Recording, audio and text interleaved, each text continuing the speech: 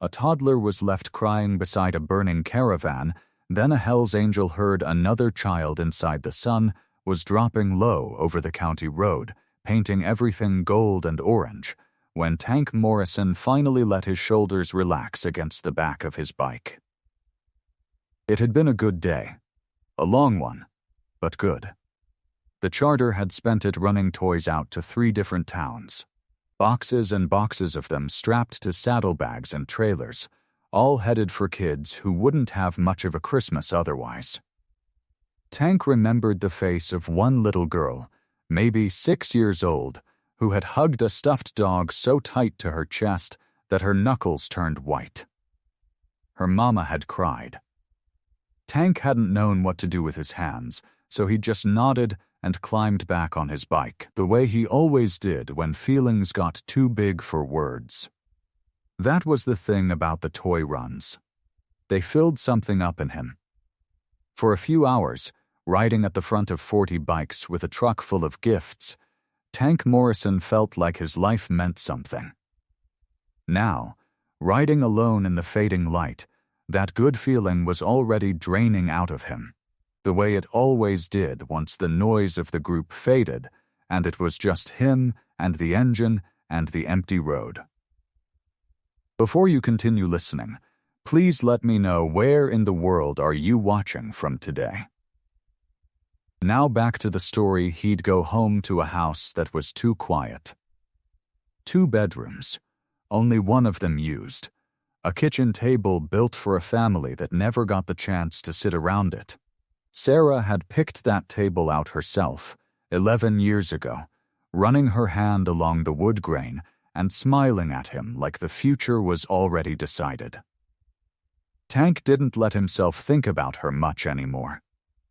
Not because it didn't hurt, but because it hurt exactly the same amount every single time, like the wound had never bothered to close. Some nights he could keep the thoughts locked away just fine. Tonight, with the day's good work still warm in his chest and nobody around to share it with, the locks weren't holding so well.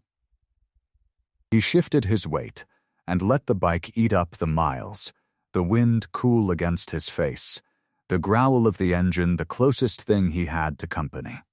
The sky was doing that thing it did in autumn, burning orange and pink and deep purple all at once, like it wanted to make sure everybody noticed it was leaving. He was thinking about Sarah's laugh, actually, trying to remember the exact sound of it, when he came around the long bend past the Henderson farm and saw it. Smoke, not the thin gray wisp of somebody's chimney or a backyard fire pit. This was thick and black and rolling upward in an ugly column, twisting into the darkening sky like something alive and angry. It was coming from the direction of Willow Creek, the trailer park tucked back off the county road where a couple hundred families lived paycheck to paycheck. Tank's whole body went cold and then hot in the same instant. He didn't remember deciding to move. His hand was already twisting the throttle, the bike surging forward beneath him with a roar that startled a flock of birds out of the fence line to his right. His heart was slamming against his ribs, some old instinct from 20 years of riding and living hard telling him that smoke like that, this time of evening, in a place packed tight with single-wide trailers and propane tanks, meant something was very wrong. The road blurred past. Fence posts, mailboxes, a rusted stop sign, all of it streaking by in his peripheral vision as he leaned into the curves, pushing the bike faster than he had any business going on a public road. The smoke was getting bigger now, blacker, closer, and underneath the growl of his engine he thought he could hear something else. Sirens, maybe, still far off. Or maybe just his own blood pounding in his ears. He took the turn onto the gravel road leading into Willow Creek so hard his back tire kicked up a spray of dust and stone, and there it was, laid out in front of him like something out of a nightmare. Flames licking up the side of a single-wide trailer orange and hungry, eating through the roof. Smoke pouring into the sky in thick black waves. A small crowd of neighbors stood frozen at a distance, faces lit orange by the fire, nobody moving, nobody doing anything. Tank stood on the brakes, tires screeching against the gravel, and skidded to a stop at the edge of the burning lot. The heat hit him before his boots even touched the ground. Tank swung off the bike so fast he nearly lost his footing, the gravel crunching under him as he stumbled forward, eyes stinging from the smoke already rolling thick across the lot. That's when he heard it.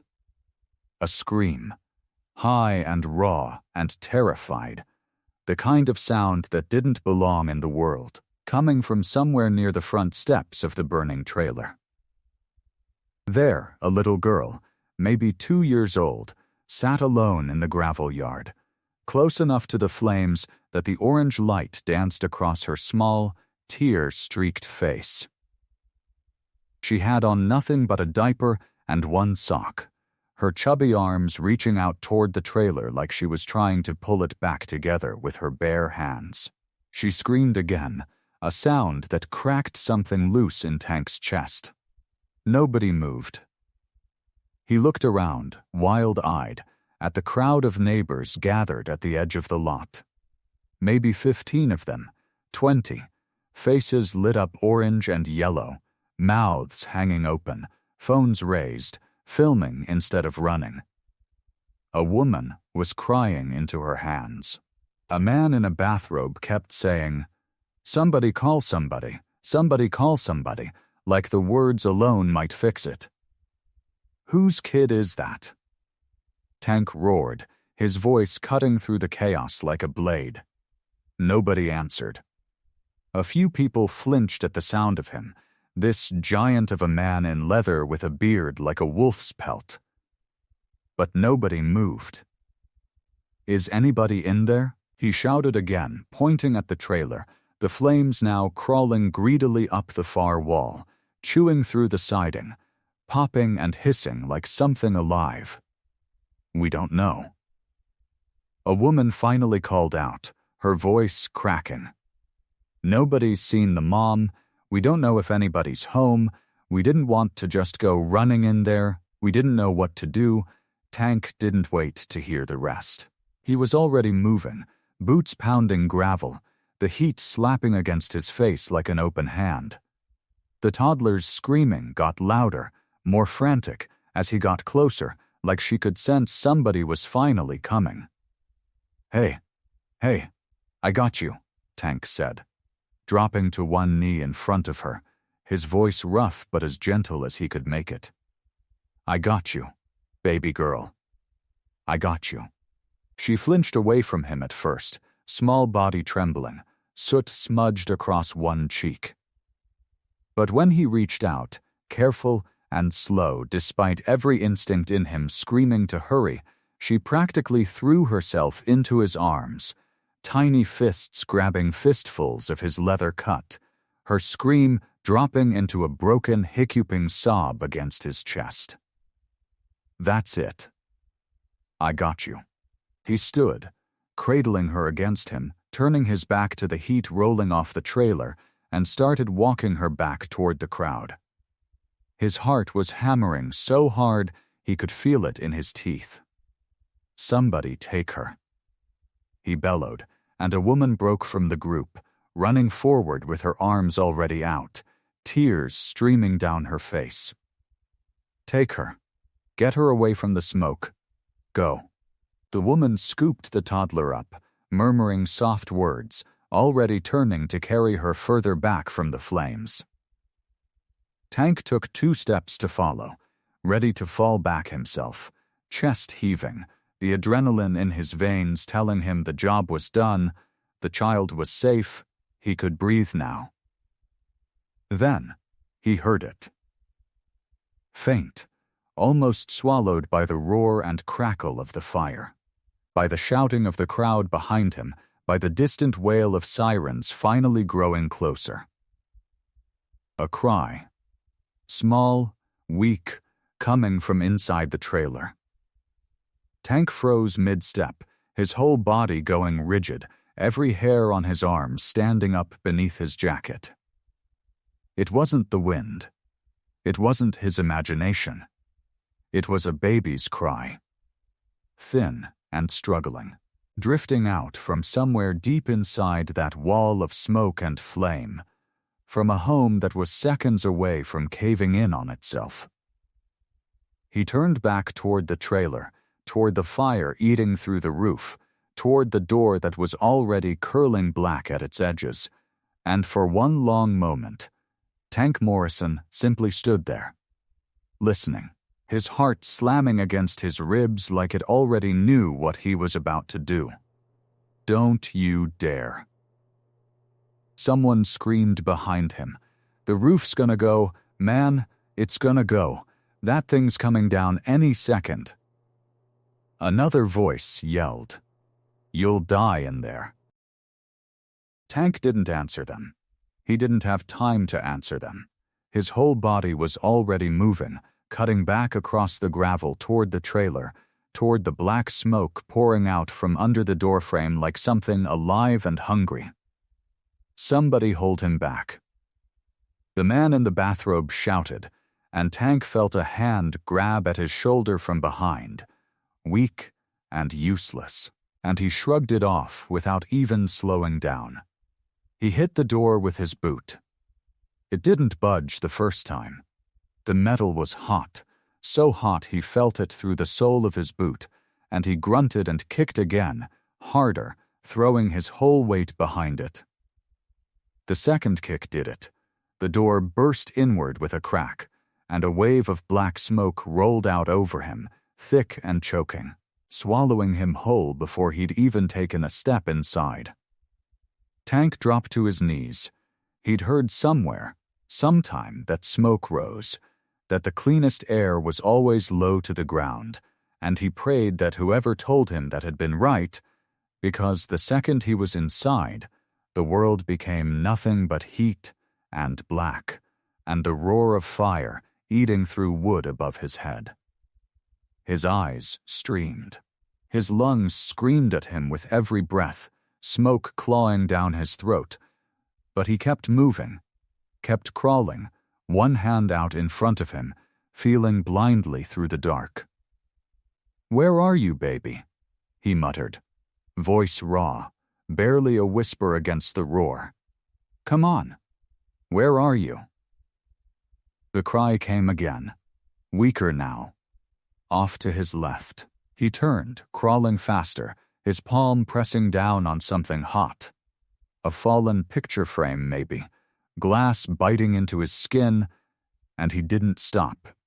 Couldn't stop. Because that cry was getting fainter every second, and he knew, somewhere in the animal part of his brain, that fainter meant running out of time. The heat above him was different now. Wrong.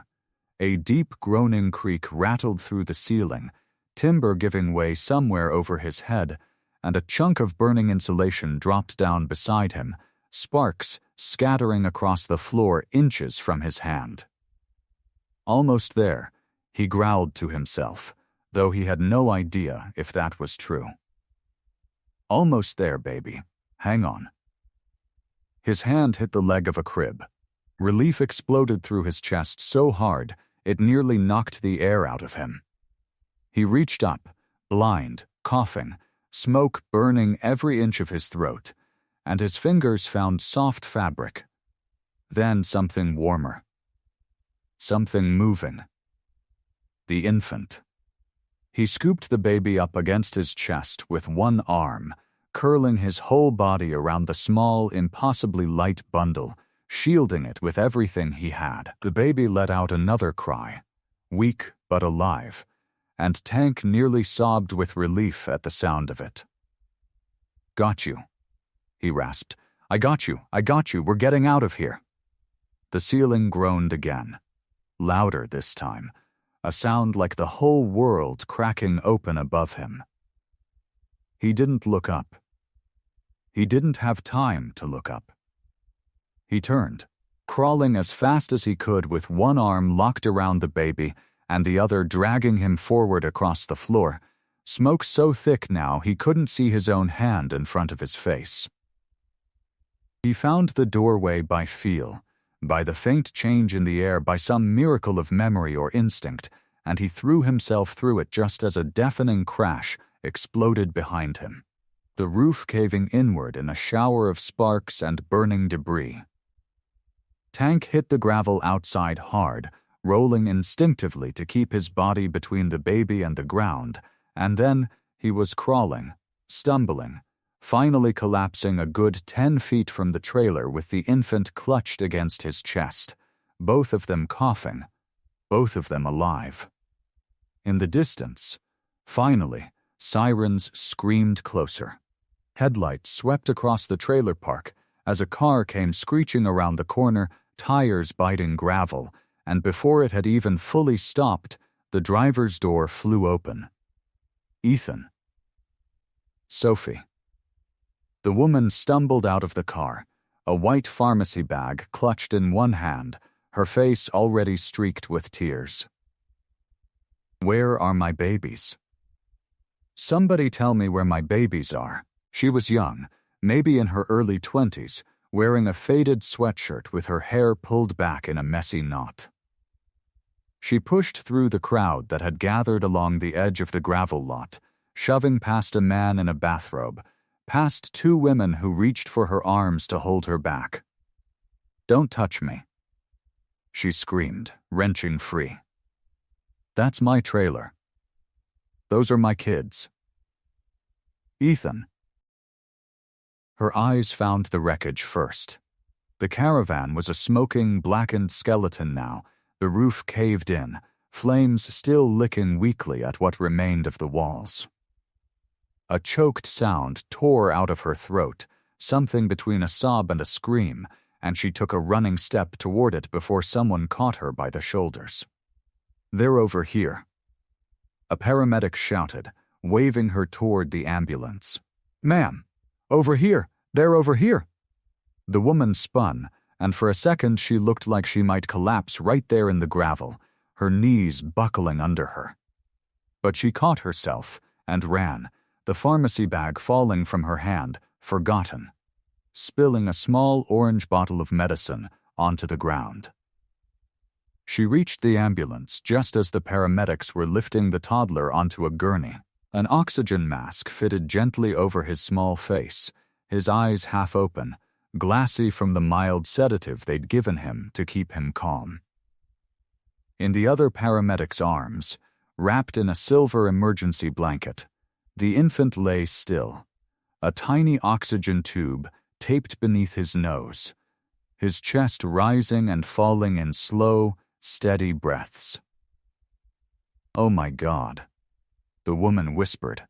"Oh my God, Ethan, baby, Sophie's little brother, oh God."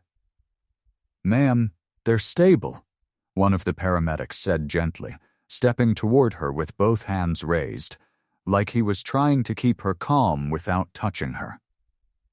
"They're breathing on their own.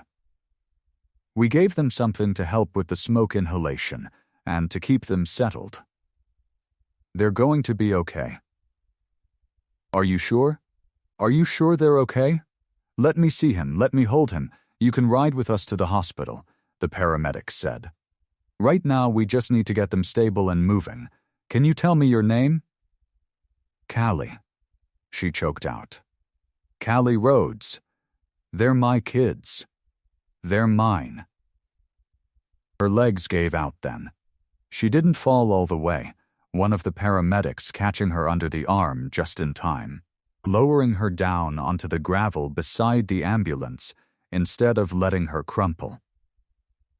She sat there, hand pressed over her mouth, staring at her children's small, sedated faces, her whole body shaking with sobs that seemed to come from somewhere deep and broken inside her.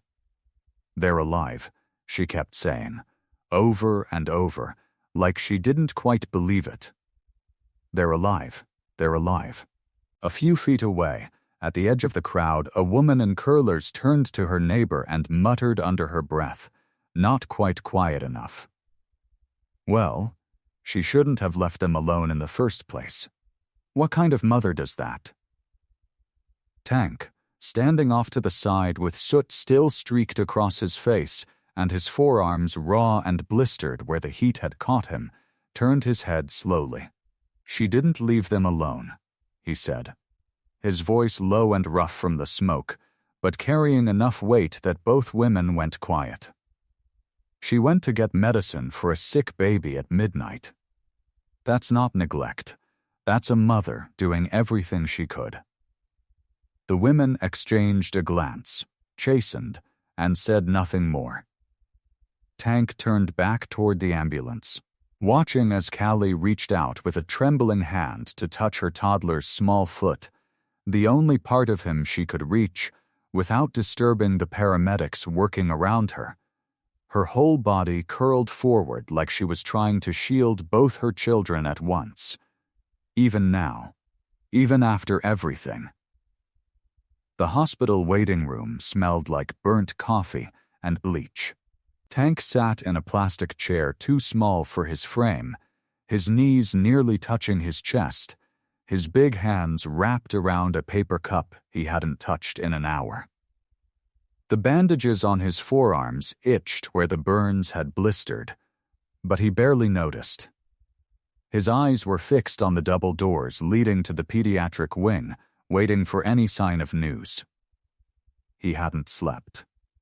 Hadn't even tried. Every time he closed his eyes, he saw the crib, the smoke, the tiny hand reaching up through the haze. 2 nurses stood near the coffee station a few feet away, close enough that Tank could hear every word, though they clearly hadn't noticed him, or hadn't cared to. "I heard she's been in and out of here before," one of them said, stirring creamer into her cup. "Same kid, different bruises. You know how it goes." "Mm-hmm," the other nurse said, shaking her head. "And leaving 2 babies alone in a trailer with a space heater running? Middle of the night? Come on. You don't do that unless you're messed up on something." "That's what I heard too. Someone said the cops found stuff in her car." Tank's jaw tightened. He kept his eyes on his coffee, but his knuckles had gone white around the cup. A woman in a bathrobe, one of the neighbors from the trailer park, sat a few chairs down, arms crossed, nodding along like she'd been waiting all night for someone to agree with her. "I always thought something was off with that girl," she said. "Always looked exhausted, always alone. You ask me, she's probably been using for months. Poor kid's never had a chance." Tank stood up so fast, the chair scraped hard against the tile floor. "You don't know a damn thing," he said, his voice low but sharp enough to cut through the chatter like a blade. The women turned, startled. The nurse with the coffee took a step back, eyes wide at the sight of him, 6'2" of leather and ink and fury, soot still faintly smudged along his jaw from the night before. "Excuse me?" the neighbor said, drawing herself up. "I said you don't know a damn thing," Tank repeated. "That woman ran into a burning trailer to get her babies. Would have gone in herself if we hadn't held her back. That's not somebody who doesn't care."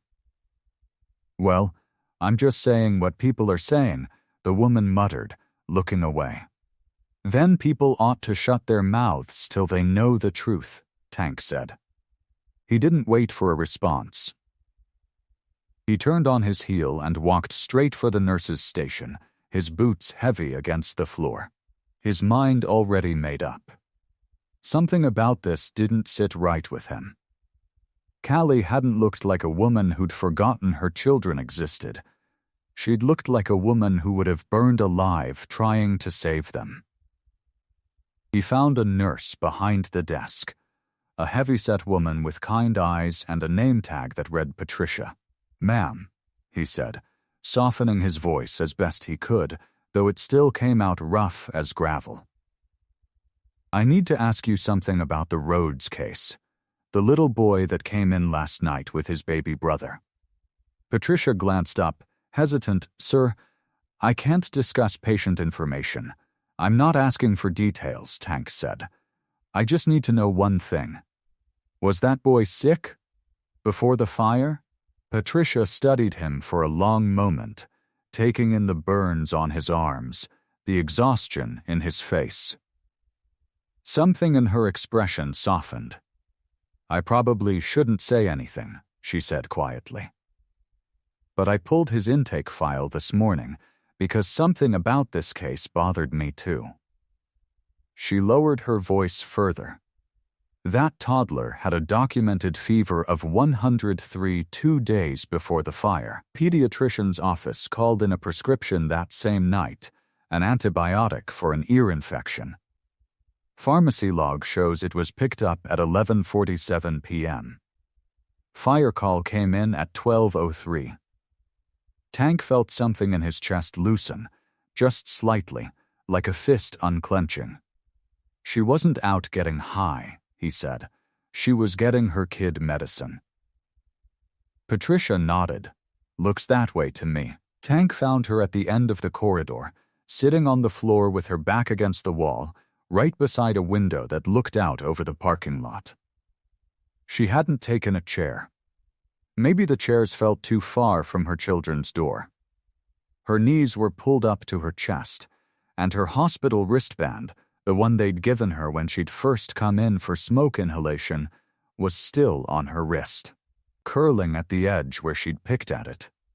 She was crying, but quiet about it, like she'd been doing it so long she'd learned how to do it without making a sound.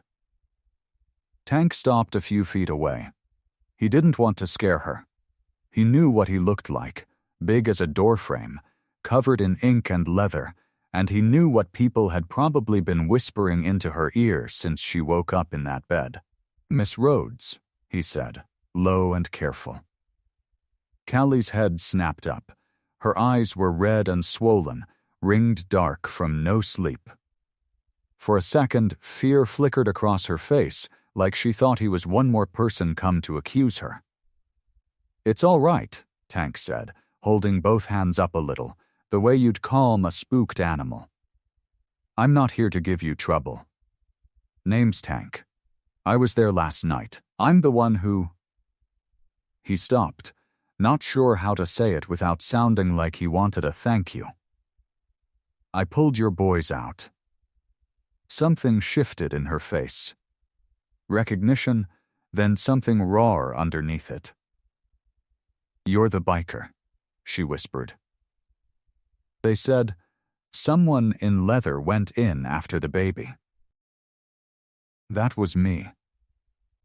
Her chin trembled, and she pressed the back of her hand to her mouth, like she was trying to hold something in that had been building for hours. Tank lowered himself down slowly, easing his big frame onto the floor a respectful distance away, close enough to talk, far enough not to crowd her. His knees ached from where the smoke had settled into his joints last night, but he didn't let it show. I heard some things in that waiting room, he said. Things people are saying about you, about drugs, about you leaving your kids on purpose. He shook his head. I don't believe a word of it. But I'd like to hear it from you, if you're willing. What really happened? Callie's breath hitched. For a long moment she said nothing, just stared down at her hands like she was looking for the right place to start. My son, she finally said, voice cracking. Tucker, he'd had a fever for 2 days. A bad one. The doctor called in antibiotics, but the pharmacy in town closes at 9, and the only one still open that late is 40 minutes away. She swallowed hard. He was so hot, Tank, he wouldn't stop crying. I was scared out of my mind. So, you went to get the medicine, Tank said quietly, not a question, just letting her know he already believed her. She nodded, tears slipping down her face now. My neighbor Dawn, she's watched the kids before. Good woman. I asked her to sit with them, just 15 minutes. That's all it was supposed to be. Wyatt was already asleep in the crib. Tucker was on the couch. I kissed them both and I left. Her voice broke. 15 minutes. Tank stayed still, letting her get it out. I got back and I saw the smoke before I even turned onto the street, Callie said, her whole body starting to shake now. I thought it was somebody's barbecue at first. Then I saw it. The whole trailer. Her voice rose, cracking apart. I tried to run inside. I tried, Tank, I swear to God I tried, but people grabbed me. They held me back. And I was screaming. I could hear Tucker screaming and I couldn't move. I couldn't do anything. She broke down completely then, sobs shaking her thin shoulders. Her hands pressed hard over her face like she could push the memory back inside herself if she just held tight enough. Tank didn't say anything right away. He just sat there beside her on the cold hospital floor, close enough that she'd know she wasn't alone in it, and let her cry. Inside, something in him had gone hard and certain, like a decision setting into concrete. Whatever the town wanted to believe about this girl, whatever ugly story was already spreading through Willow Creek, he knew the truth now, and he wasn't going to let anybody drag her through the mud for something that had never been her fault. A week had passed since the fire, and Tank had made it a habit to stop by the hospital every single day. He never stayed long.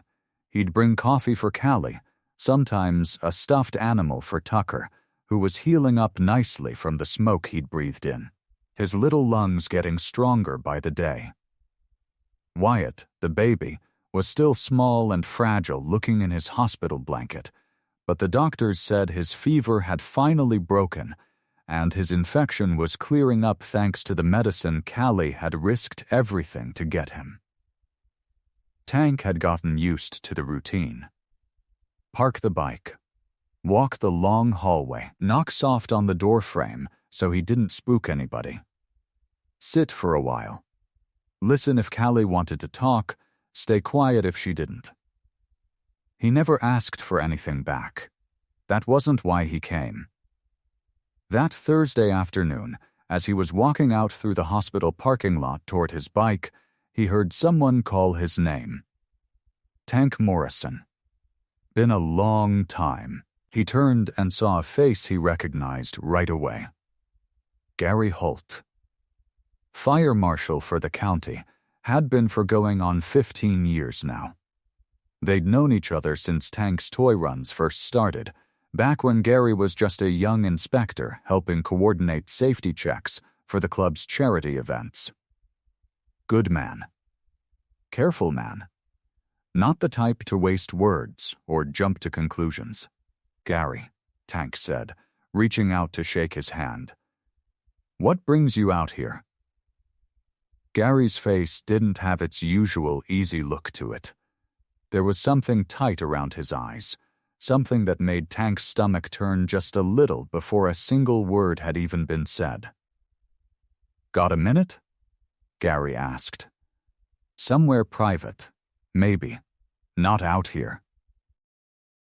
Tank felt the hair on the back of his neck rise up, but he kept his voice steady. Yeah, sure. There's a bench round back, by the garden. Nobody goes back there much. They walked together in silence, the kind of silence that told Tank whatever was coming wasn't going to be good news. Gary didn't say anything until they were seated, a little concrete bench tucked behind a row of hedges, out of sight from the main hospital doors. Gary reached into the folder he'd been carrying and pulled out a few photographs, glossy and close up, the kind that made Tank's chest go tight, just looking at them. This is from the trailer, Gary said. The space heater. The one in the room where the baby's crib was.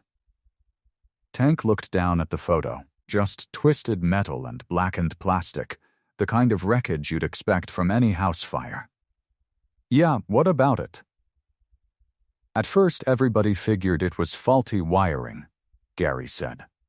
Old heater, old trailer, that kind of thing happens more than people think. He paused, and his jaw tightened. But something didn't sit right with me, so I brought it into the lab for a closer look, ran some tests they don't usually bother running unless somebody asks. And?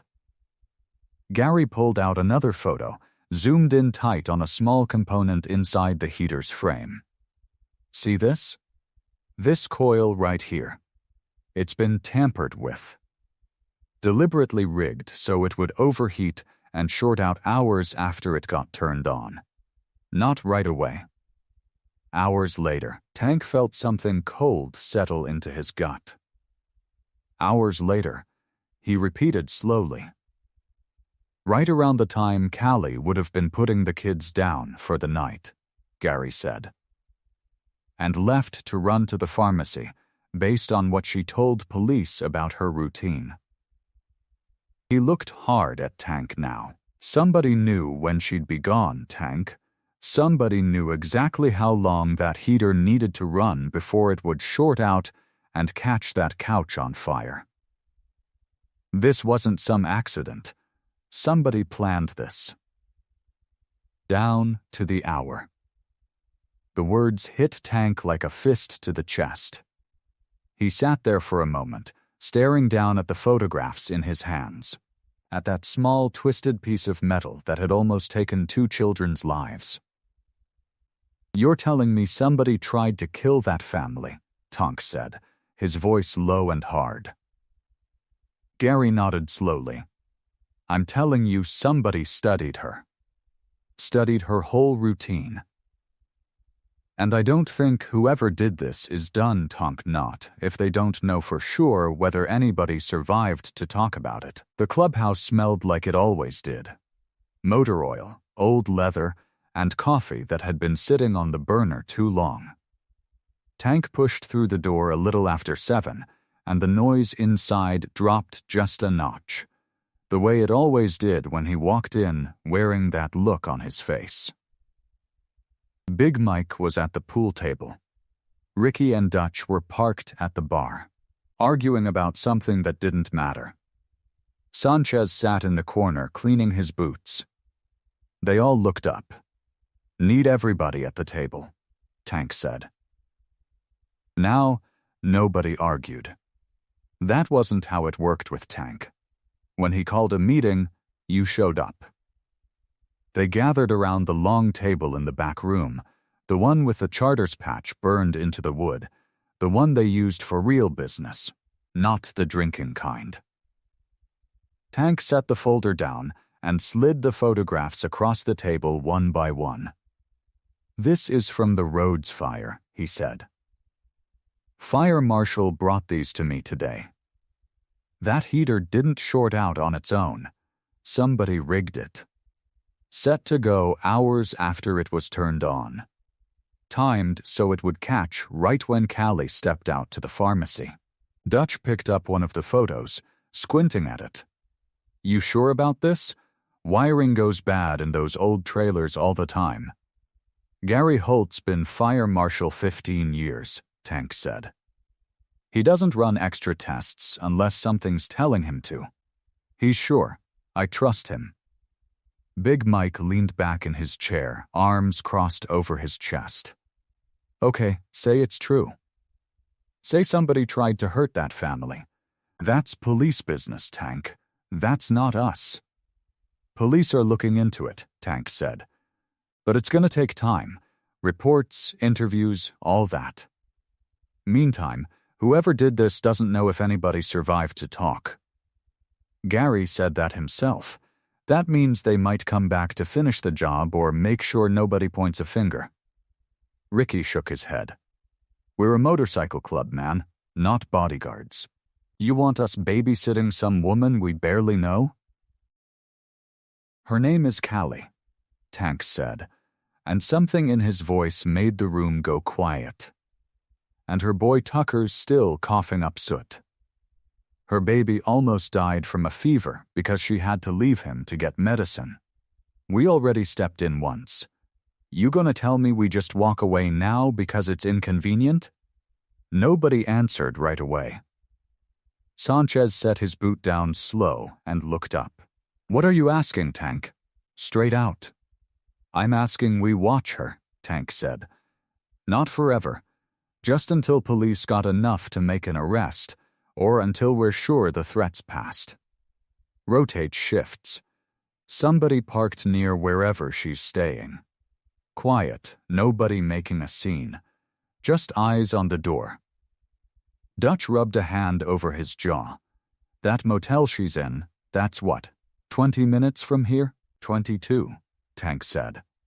That's a lot of hours, man. Every night, somebody's gotta be out there. I know what I'm asking, Tank said. I'm not ordering anybody. I'm asking. The room sat with that for a minute. Big Mike was the one who broke first, blowing out a breath through his nose. You really think somebody's coming back?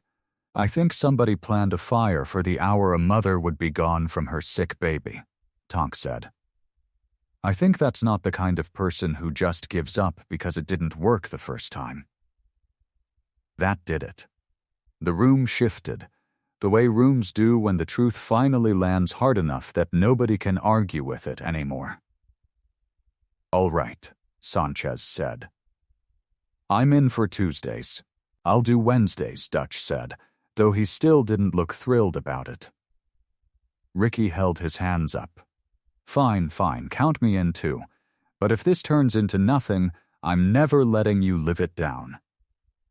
Deal, Tank said. Big Mike was the last one to nod, but when he did, it was solid. We'll work out a schedule, rotate it so nobody's burnt out.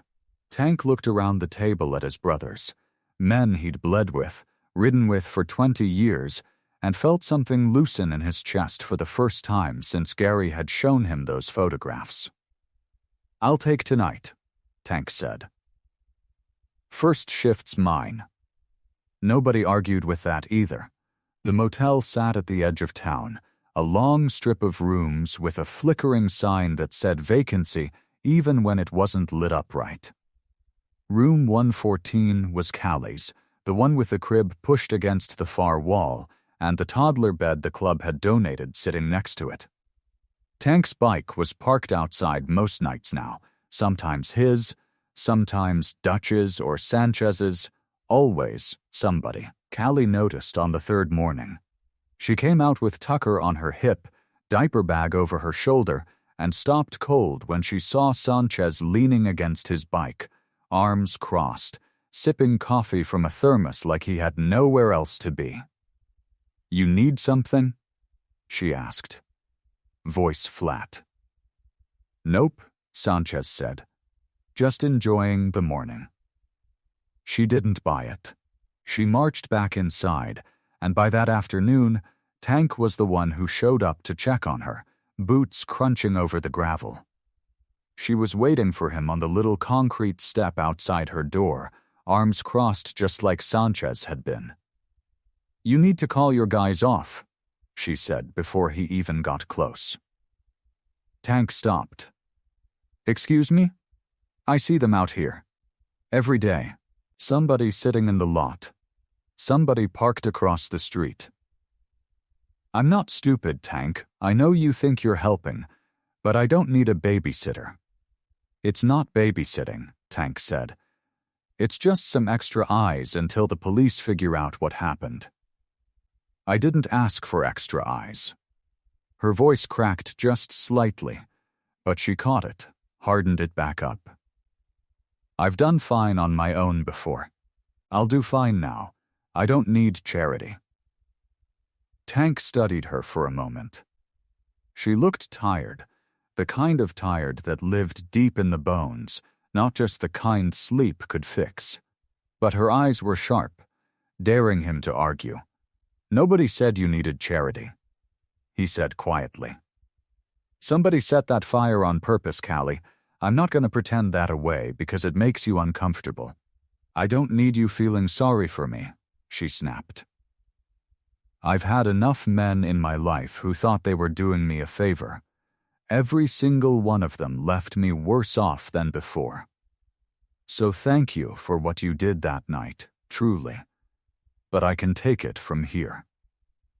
She turned and went back inside before he could answer, the door shutting harder than it needed to.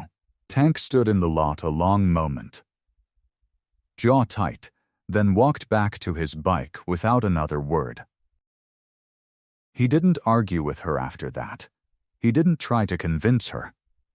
He just kept showing up, quieter than before, staying out of her way as much as he could while still keeping watch. 2 days later, he noticed her car, an old sedan with a dent in the bumper, sitting dead in the lot, hood propped open, Callie standing over it, with her hands on her hips and a look of pure frustration on her face. She slammed the hood down and kicked the tire, muttering something under her breath, then went back inside without looking at anyone. Tank waited until she'd gone in for the night. Then he pulled his toolbox out of his saddlebag and got to work. It wasn't hard. Not for him. A corroded battery terminal, a loose belt, a fuel line that needed clearing. He worked under the buzzing motel light for almost 2 hours, hands black with grease, saying nothing to the 2 brothers on watch who wandered over once or twice to see what he was up to. Nobody offered to help. They all knew better than to interrupt Tank once he was focused on something. By the time he was done, the car started on the first try, engine humming smooth and steady. The next morning, Callie came out already dressed for the day, Tucker on her hip and the baby's carrier balanced against her side, marching toward her car with a scowl already forming, ready to deal with the dead battery again. She stopped short when she heard the engine running. She stood there a moment, staring at the car, then at Tank, who was leaning against his bike across the lot, pretending to check his mirrors like he hadn't been the one to fix it. She didn't say thank you. She didn't say anything at all. But for just a second, something in her face softened, a flicker of gratitude breaking through all that hard pride, before she turned away and loaded the kids into the car. The days settled into a rhythm nobody talked about, but everybody followed. Tuesday, it was Dutch who showed up with a bag of groceries, setting it on Callie's step without a word, then knocking once and walking back to his bike before she even opened the door. She stood there holding a gallon of milk and a box of diapers, staring at his back as he rode off. Thursday, it was Sanchez driving her to the pediatrician's office in his truck because her car, fixed as it was, still made her nervous on the highway with the baby's carrier strapped in back. He didn't say much on the ride, just turned the radio down low and let her stare out the window in peace. When the doctor said the baby's lungs were healing better than expected, Sanchez grinned so wide Callie almost laughed out loud. By the following week, she'd stopped flinching every time a bike pulled into the lot. She still didn't ask for help. She never asked. But she stopped saying no too, and that was its own kind of surrender. Tank kept his distance more than the others, or tried to. He'd drop by to check the oil in her car, or drop off a case of formula somebody's wife had picked up on sale, and he'd talk to Tucker more than he talked to Callie, crouching down low so the boy could pat at his beard and giggle. "You're good with him," Callie said one afternoon, watching from the doorway as Tank let Tucker climb onto his boot, walking him around in slow circles while the boy shrieked with laughter. "He's easy to be good with," Tank said, not looking up. She didn't answer that, but she didn't go back inside right away either. She just watched a while longer. arms crossed, something unreadable moving behind her eyes. It was a Thursday evening, nearly 8 o'clock, when Tank pulled into the lot after a long day of running errands for the club, tired down to his bones, expecting nothing more than a quiet check of the perimeter before heading home. Instead, he found Callie standing outside her door in a faded t-shirt with flour dusted across one cheek, holding something wrapped in a dish towel like it might bite her. "I made you a pie," she said, before he'd even climbed off the bike. Tank blinked. "You what?" "Don't make it weird." She thrust it toward him, cheeks going pink. "It's just an apple pie. I had extra apples, and I was up anyway with the baby, and I figured, I don't know. You fixed my car. You've been doing all this stuff. I wanted to say thank you properly, not just." Standing there like an idiot. Tank took the pie carefully, like it was something fragile, the warmth of it seeping through the towel into his rough hands. "Callie, you didn't have to do this. You've got enough on your plate." "I know I didn't have to." Her voice was sharp, but there was no real edge to it, just exhaustion wrapped around something softer. "I wanted to. Now sit down and eat it before I take it back." He sat down on the concrete step, and she handed him a fork, and he cut into the pie right there without a plate, without any manners at all, because he was starving and it smelled like heaven. The first bite was too hot, and he made a face, blowing air out through his teeth, and Callie laughed, actually laughed, a real sound that seemed to surprise her as much as it did him. "It's good," Tank said, mouth still half full. "Really good." "You don't have to lie. I'm not lying." He took another bite, bigger this time, and nearly burned his tongue again, which made her laugh harder. "You're gonna give yourself a heart attack eating like that." Man's gotta eat. Tucker came toddling out the door in his pajamas, hair sticking up in every direction, and made a beeline straight for Tank's leather vest, grabbing 2 fistfuls of it and yanking with all the strength his little arms had. "Burm, burm," he shouted, patting the leather like it was a throttle. Tank set the pie down on the step and scooped him up with one arm, still holding the fork in his other hand. "That's right, buddy. Burm, burm." Callie stood in the doorway, arms wrapped around herself against the evening chill, watching the two of them, the sound of her own laughter still hanging warm in the air between them. The call came on a Monday morning, while Callie was feeding the baby a bottle and Tucker was smearing oatmeal across his high-chair tray like it was finger paint. Detective Ruiz's voice on the phone was calm, but there was something underneath it, something careful that made her stomach drop before he even said the words. "We need you and Tank to come down to the station," he said. "We have a development in the case." She called Tank before she even hung up the phone. He was there in 20 minutes, his bike pulling into the lot fast, gravel spitting from under his tires. He didn't say much, just helped her load the kids into her car, his jaw tight the whole time, and followed her down to the station on his bike, close enough that she could see him in her rearview mirror the entire drive. The station smelled like old coffee and copy paper. Ruiz met them in the lobby, shook Tank's hand, then Callie's, and led them back to a small room with a table and 3 chairs, harsh fluorescent light buzzing overhead. Callie sat down with the baby's carrier at her feet, Tucker on her lap, and Tank stood behind her chair with his arms crossed, close enough that she could feel the solid warmth of him at her back. Ruiz sat across from them and opened a folder, sliding a photograph across the table. Callie's stomach turned to ice when she saw the face staring back up at her. "Derek, "We've identified a suspect in the arson," Ruiz said, his voice steady and even. "The fire marshal's report showed the heater in your trailer had been deliberately rigged. Someone studied your routine.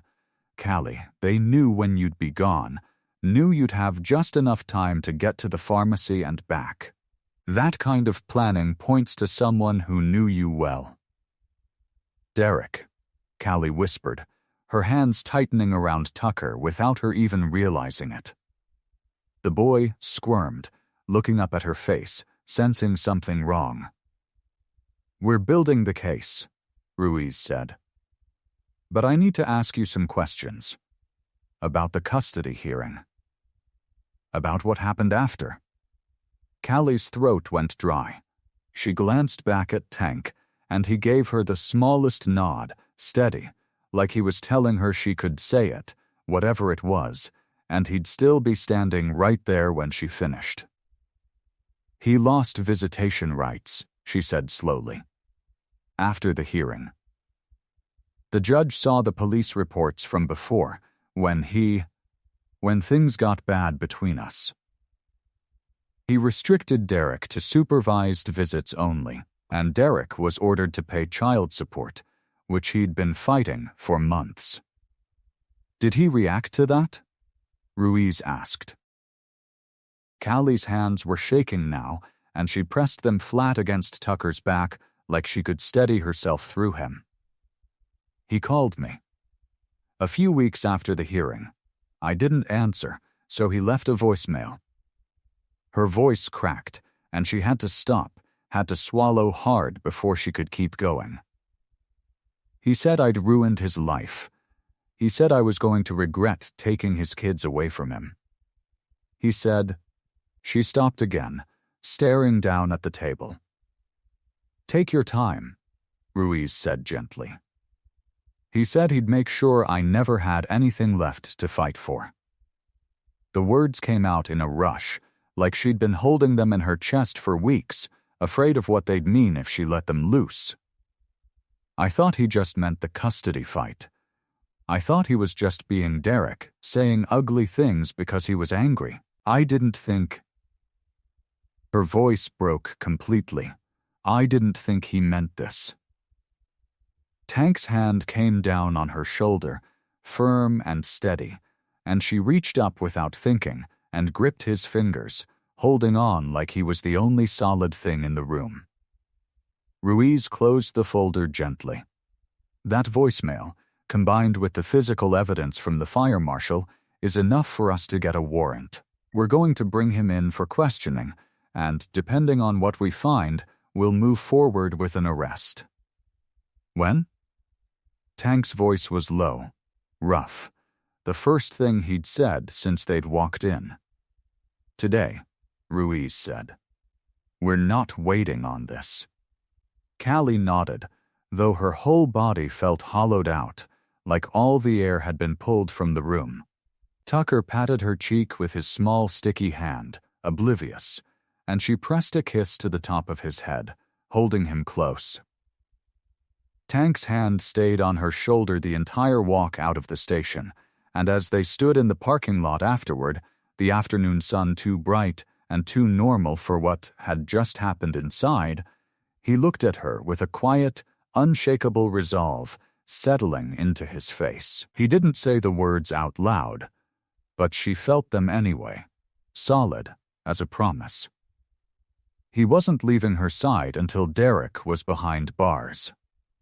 2 days passed like slow drips of water, each hour heavier than the last. Callie barely slept. She would lie awake listening for sounds outside her window, jumping at every car that passed too slowly on the street. Tank had one of his brothers parked outside her temporary apartment every night, a big man named Gus who drank coffee by the gallon and never once complained about the long hours. But even with Gus outside, Callie's mind wouldn't quiet. Somewhere out there, Derek was still free.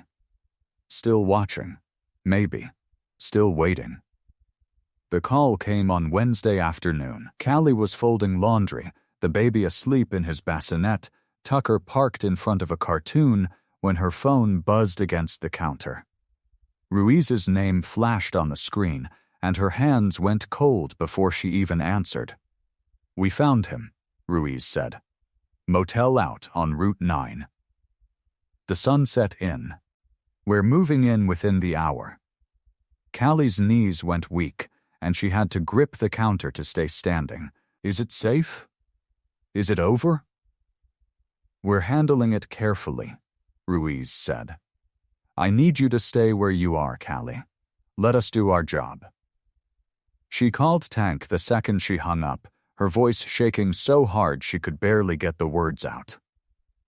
He was at her door in 10 minutes flat, his face set in a hard, unreadable line, and when she told him what Ruiz had said, he was already reaching for his keys. "You're not supposed to go," Callie said. Ruiz said to stay back. "He said you should stay back," Tank said. Different thing. She wanted to argue, but there wasn't time, and honestly, part of her didn't want to. Part of her needed to see it happen with her own eyes. Gus agreed to stay with the kids, settling onto her couch with Tucker's cartoons still playing, and Callie climbed into Tank's truck instead of her car this time, needing to be close to him more than she needed to drive herself anywhere. They pulled into a gas station parking lot across the street from the Sunset Inn, close enough to see, but far enough to stay out of the way. Ruiz had told Tank exactly that on the phone, his voice tight with frustration when Tank insisted on coming. "Stay back, stay out of the way, and let my officers do their jobs." "I mean it. Tank. This isn't a club matter." Tank had said okay. He hadn't promised to listen completely, but he'd parked where Ruiz told him to, and that was something. The motel sat low and tired-looking, its sign missing half its letters, a row of doors facing a cracked parking lot. 3 police cars rolled in slow, no sirens, lights off, parking at angles that blocked any quick exit. Callie's heart pounded so hard she thought Tank must be able to hear it from where he sat beside her. She watched officers move toward a door near the end of the row, weapons drawn but held low, careful, controlled. Ruiz was among them, giving hand signals, directing his people with the same calm steadiness he'd shown in the station days before. Callie's breath caught in her throat and stayed there, refusing to move, refusing to let air in or out while she watched.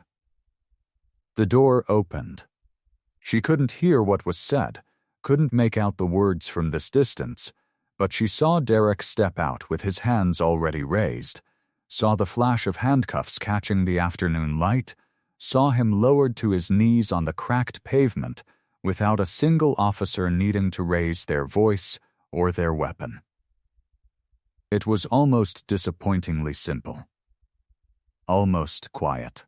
All that fear, all those sleepless nights, and it ended in less than 60 seconds, with a man kneeling on dirty concrete outside a rundown motel. Tank's hand found her shoulder, warm and solid, the same way it had in the station 2 days before, and this time she didn't just hold on to his fingers, she leaned back into him, letting his chest support her weight. "It's done," he said quietly. "He's not getting near you or those babies again." Callie watched them load Derek into the back of a squad car, watched the door close, watched the car pull away down Route 9 with her ex-boyfriend inside it. Finally, truly gone. And for the first time since the night of the fire, since the smoke and the screaming and the gravel biting into her knees, Callie let out a breath she felt like she'd been holding for weeks. It came out shaky and long, and she pressed her hand against Tank's arm and closed her eyes, letting herself simply feel the relief, whole and unbroken, wash over her. The clubhouse parking lot had been transformed. Someone had strung up rows of paper lanterns between two big oak trees, and they swayed gently in the breeze, casting soft yellow light, even though the sun hadn't set yet. 3 grills smoked at the edge of the lot, manned by brothers wearing aprons that said things like "kiss the cook" over their leather vests, which struck Callie as funny every time she looked at them. The smell of burgers and barbecue chicken drifted through the whole yard, mixing with the smell of engine oil and cut grass. Tucker had found his people almost immediately. A giant of a man named Bear, easily as wide as a refrigerator, sat cross-legged on the pavement, letting the little boy climb on his knee like it was a jungle gym, making motorcycle noises every time Tucker asked him to rev it up. Tucker's laugh rang out across the lot, high and delighted, and Callie felt something in her chest loosen every time she heard it. For weeks that laugh had been rare, buried under confusion and fear he was too young to understand, but somehow still felt. Today it came easy, and often. The baby stayed close to Callie most of the afternoon, bundled against her chest in a wrap, but even he seemed soothed by the noise and warmth around him, blinking up at the lanterns with wide, curious eyes. A woman named Donna, married to one of the older members, kept coming by to coo over him, offering to hold him so Callie could eat something with both hands for once. Callie let her. It felt strange, at first, handing her son to someone she barely knew. But Donna held him like she'd done it 100 times before, swaying gently, humming some old tune under her breath, and the baby settled right against her shoulder like he belonged there. Gus manned one of the grills, flipping burgers with a spatula that looked comically small in his huge hand, shouting good-natured insults at another brother across the lot about whose burgers were better. The men laughed easily, the kind of laughter that came from people who trusted each other completely, who had spent years riding beside one another through good times and bad. Callie sat at a picnic table with a paper plate of food she didn't remember serving herself, watching it all, and thought that she hadn't felt this safe in longer than she could remember. Tank moved through the crowd like the quiet center of it all, not loud, not showy, just steady. He checked on the grills, refilled drinks, crouched down to let Tucker rev his invitation once more before scooping him up onto his shoulders for a lap around the lot. Tucker shrieked with joy, hands buried in Tank's hair, and Tank grinned up at him. Uneasy, open grin Callie hadn't seen from him before.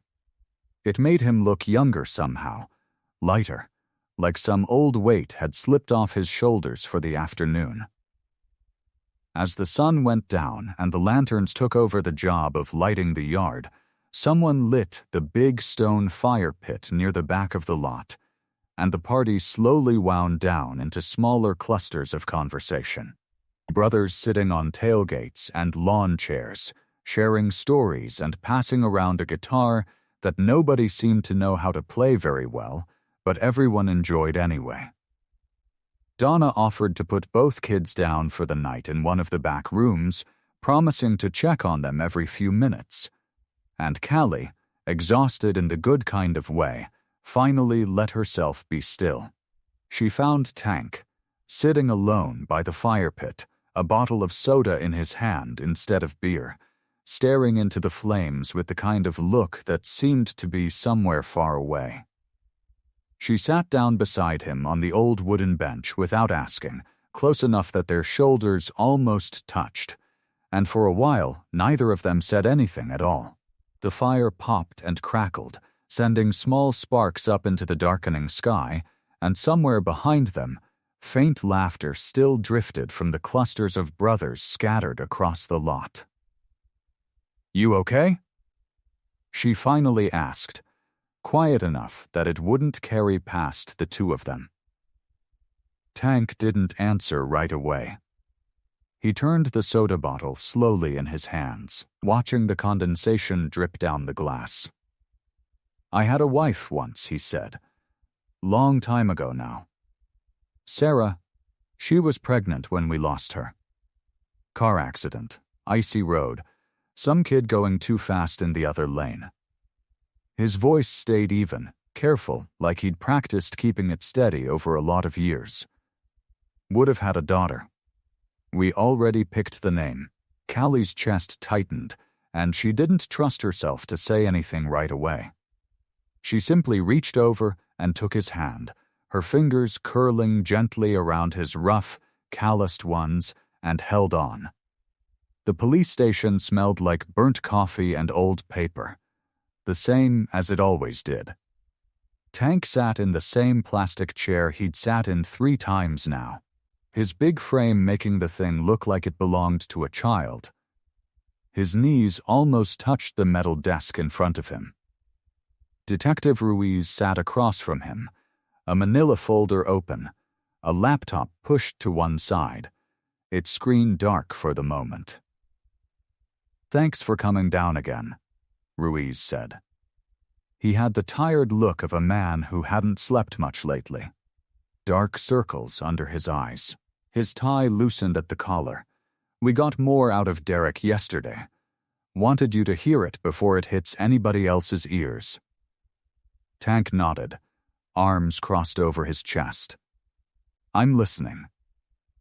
Ruiz flipped a page in the folder, though Tank got the sense he already knew every word on it by heart. Guy's been talking more than his lawyer probably wants him to. Ego, I think, wants us to know how smart he thinks he was. Ruiz shook his head. Anyway, he's given us a clearer picture of his life before Cali. Odd jobs, a few short stints in construction, couple of assault charges that got dropped over the years. Guy's got a pattern of skating by on other people covering for him. None of that sounds new, Tank said. No, Ruiz admitted. But this next part might be. He turned the laptop around so the screen faced Tank. Before he even pulled anything up, he said, almost like he was warning him, Derek mentioned something yesterday. Said it kind of offhand, like it was nothing. Said years back, before he ever met Callie, he used to ride with some charity crew. Motorcycle club, doing toy runs, fundraisers, that kind of thing. Ruiz watched Tank's face carefully. Said he got kicked out over some misunderstanding with money. Made it sound like it was no big deal. Like it was somebody else's mistake. Tank felt something cold slide down his spine, slow and heavy, like ice water dripping through him drop by drop. What club, he said. His voice came out flatter than he meant it to. Ruiz turned the laptop the rest of the way around, tapping a few keys. An old roster came up on the screen, a scanned document with names typed in neat rows, dates from years back, a charity ride Tank remembered organizing back when the club was smaller. Back before half the current members had even patched in. His eyes moved down the list without him even meaning to look. Some old instinct pulling his gaze straight to a name near the bottom. Derek Wynn. The room seemed to tilt, just slightly, the fluorescent lights buzzing louder than they had a second ago. Tank stared at the name like it might change if he looked at it long enough, like it might turn into someone else's name. Anyone else's name. Tank? Ruiz said, watching him carefully now. You know him? Tank didn't answer right away. His mind was dragging him backward, years backward, to a younger kid with an easy smile and quick hands, good with an engine, good at making people like him. He remembered teaching that kid how to change oil, how to true a wheel, how to ride steady through a turn without laying the bike down. He remembered vouching for him at a meeting, telling the older members the kid just needed a chance, needed some direction, Needed people who wouldn't give up on him the way everybody else in his life probably had. He remembered, too, the sick feeling in his gut when the club treasurer told him money had gone missing from a fund meant for a children's hospital. He remembered confronting the kid, remembered the tears, the excuses, the promises. He remembered deciding, quietly, to just cut him loose rather than drag his name and the club's name through the mud. He'd thought he was being merciful. "Yeah," Tonk finally said, his voice barely above a whisper. "I know him." Ruiz leaned forward slightly. "You want to tell me how?" Tank's jaw tightened, his hands curling slowly into fists on top of the desk. The room felt smaller now, the walls pressing in, the weight of years settling down onto his shoulders all at once. He stared at the screen, at the name that had once belonged to a boy he'd tried to help, a boy who had grown into the man who tried to burn a mother and her children alive. The ride back to the clubhouse felt longer than it ever had. Tank didn't remember most of it. He didn't remember the turns, the stoplights, or the wind against his face. His body drove the bike out of habit while his mind stayed stuck in that police station, staring at a name on a screen. Derek Wynn. By the time he pulled into the gravel lot, the sun had dropped low behind the trees, painting everything orange and gray. A few of the brothers were outside, working on a bike, laughing about something. The laughing stopped the second they saw his face. "Tank?" Big Mike called out, wiping grease off his hands with a rag. "What happened?" "You look like you saw a ghost." Tank didn't answer. He walked past them, into the clubhouse, and sat down heavy at the long wooden table where the club held its meetings. One by one, the others filed in behind him, sensing something was wrong. Someone shut the door. "Talk to us," said Preacher, an older member with a gray beard and steady eyes. "What'd Ruiz say?" Tank stared down at his hands, at the scars and calluses built up over decades of wrenching on engines and riding through every kind of weather. His voice, when it finally came, sounded like it belonged to someone else. "Derek," he said, "the one who set that fire. Who almost killed Callie's kids." He paused, swallowing hard. "He rode with us. Years back. The charity crew." The room went quiet. Somebody's chair creaked. "I trained him," Tonk said. "Taught him how to work an engine. Taught him how to ride. I vouched for him, told everybody he deserved a shot." His jaw tightened, and when he stole from the kids' fund, I didn't say a word to anybody outside this room. I just told him to disappear. Thought I was doing the decent thing, letting him walk away quiet instead of dragging his name through the mud. Big Mike shook his head slowly. "Tank, that was years ago. Ain't no way you could have known he'd turn into this." "Maybe not," Tank said, his voice rising now, rough with something between anger and grief. "But if I'd handled it different, if I'd told people what he did, made sure it followed him, maybe he doesn't get the chance to build a life where nobody's watching him close enough to stop this. Maybe Callie's trailer never burns. Maybe that baby never almost dies in a crib." He slammed his fist down on the table, hard enough to rattle the empty bottles sitting on it. "I had him in my hands, and I let him go." Nobody spoke for a long moment. Preacher finally leaned forward, his voice low and steady. "You didn't light that fire, Tank. He did. That's on him. Not you." Tank shook his head, staring at the table like the answer might be carved into the wood. "Doesn't feel that way."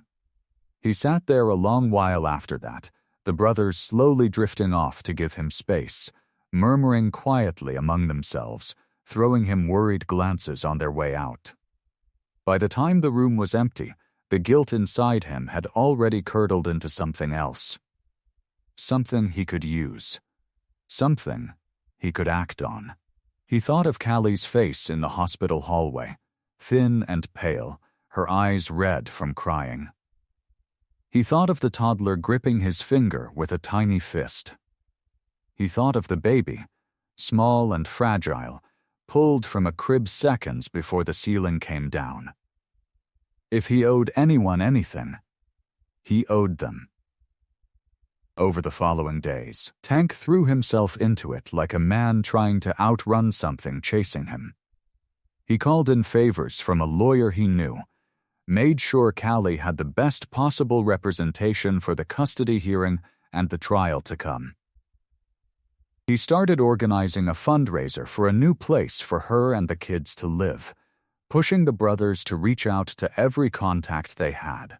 He showed up at her door almost every day, fixing something that didn't need fixing, dropping off groceries she hadn't asked for, offering to watch the kids so she could rest. He told himself it was just decency, just doing right by people who'd been wronged. He didn't let himself think about the debt he believed only he could see, the one he was determined, no matter the cost, to pay back in full. The apartment still smelled like fresh paint. Callie stood in the small kitchen, a stack of mail in her hands she hadn't opened yet, watching Tank through the doorway as he knelt by the living room window, fiddling with a lock that already worked fine. "You changed that lock yesterday," she said. "Wanted to double-check it." He didn't look up. These cheap apartment locks, sometimes the screws work loose. "Tank, I got it. Just give me a second." She set the mail down harder than she meant to. The toddler was napping in the back room, worn out from a day that had started too early, and the baby was finally quiet in his bouncer, and for the first time in what felt like weeks, Callie had a moment to just stand still. And in that moment, all she could feel was tired. Bone tired. The kind of tired that had nothing to do with sleep. "You were here yesterday," she said, "and the day before that. And the day before that." "I know." He stood up, brushing off his jeans, still not quite meeting her eyes. "I just want to make sure you and the kids are set up right. We are set up right. Because of you. Because of all of it." She crossed her arms. "The lawyer. The apartment.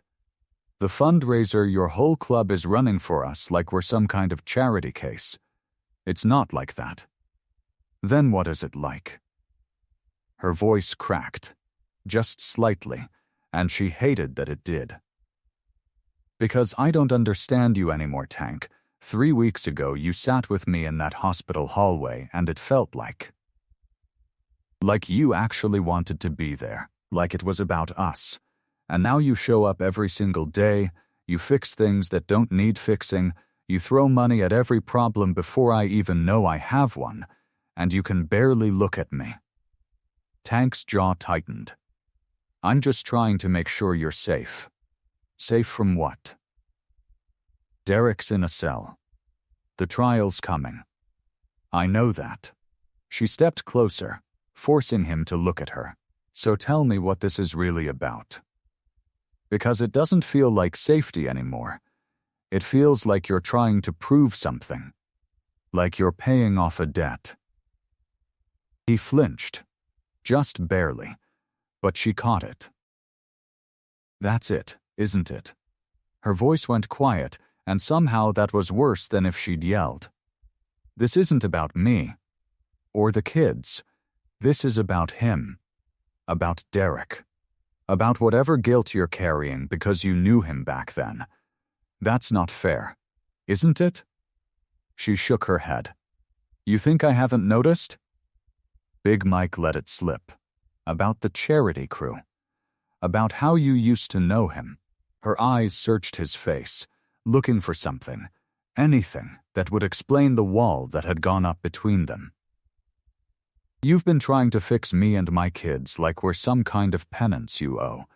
Like if you throw enough money and enough favors at us, it'll make up for something that was never your fault to begin with. You don't know what it's like, Tank said, his voice low and rough. I trained that man. I taught him to ride. I vouched for him. If I'd done things different back then, none of this happens to you and your kids. That's not your guilt to carry. Her hands were shaking now, but she didn't stop. And I am so tired, Tank. I'm tired of being someone's guilt money. I'm tired of not knowing if you're standing in my kitchen because you care about me or because you're trying to pay off some debt only you can see. Her voice broke completely now. I don't need your penance. I need you to be honest. Just for once. Tell me why you're really here. The silence that followed felt like it lasted forever. Tank stood there, his big frame suddenly looking smaller, his eyes flickering with something she couldn't quite read, hurt, maybe, or shame, or both tangled together so tight he couldn't pull them apart. I should go, he said finally, his voice flat. Tank. Wait, that's not what But he was already moving past her, out the door, down the steps two at a time, his boots heavy on the concrete.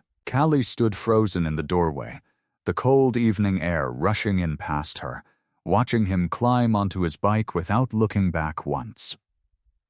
A week passed, then another day, then another. Tank threw himself into club business like a man trying to drown out a sound only he could hear. He rode out to 3 different charters, checking on veteran outreach programs that didn't need checking on.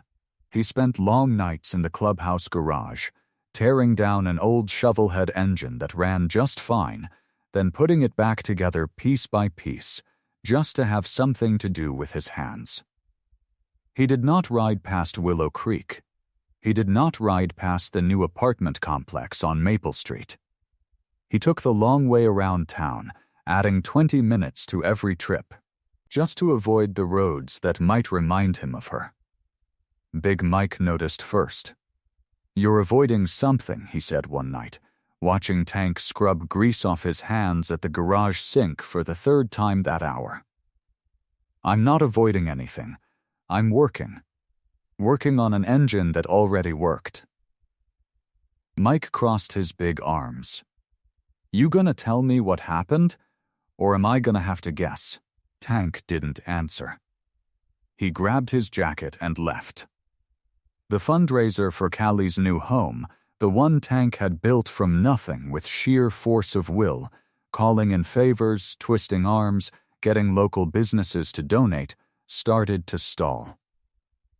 Without Tank pushing it forward, without his name attached to every phone call and every handshake, the momentum that had carried it for weeks began to slow. Donations trickled instead of poured. A local diner that had promised to host a fundraiser dinner quietly rescheduled it, then rescheduled it again. The club brothers still showed up for their watch shifts outside Callie's apartment, out of loyalty to her and the kids, but the fire that had driven the whole effort forward was gone, and everyone could feel it. She still needs that house, Big Mike said one night, catching Tank near his bike. Whatever happened between you two, the kids still need somewhere safe to grow up. You gonna let your pride get in the way of that? Tank didn't answer that either. He just swung his leg over his bike and rode off into the dark. Across town, in the small apartment that still smelled faintly of fresh paint. Callie was learning that some absences are louder than any argument. The toddler noticed first. Of course she did. Kids always noticed the things adults hoped they'd miss. Where Motorcycle Man? She asked one morning, standing at the window in her pajamas, watching the street like she expected Tank's bike to come rumbling around the corner any second. "He's busy, baby," Callie said, keeping her voice light, focusing hard on pouring cereal into a bowl instead of looking at her daughter's face. "Motorcycle man come back?" "I don't know, sweetheart." The toddler seemed to accept that answer for about a day. Then she asked again. And again, the day after that. She'd taken to making the little revving sound Tank had taught her. That silly vroom vroom he'd do with his hands like invisible handlebars, except now she did it looking out the window like she was calling for him, like the sound itself might bring him back. By the fourth day of it, Callie had to leave the room so her daughter wouldn't see her cry. The baby, too young to understand any of it, just cooed and reached for things, oblivious to the hole that had opened up in their small apartment. But Callie felt it everywhere. In the quiet after the kids went to bed. In the space on the couch where Tonk used to sit, always a little too big for the furniture.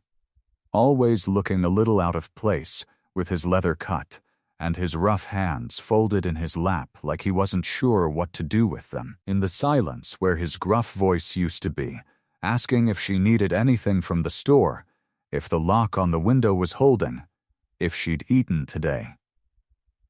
That night, after she'd tucked both kids in, after the toddler had fallen asleep still murmuring something about motorcycles, Callie sat alone at the kitchen table with a cup of tea gone cold in her hands. She thought about the way Tank's face had looked right before he left. Not angry, just hollowed out, like she'd taken something from him he didn't know how to ask for back.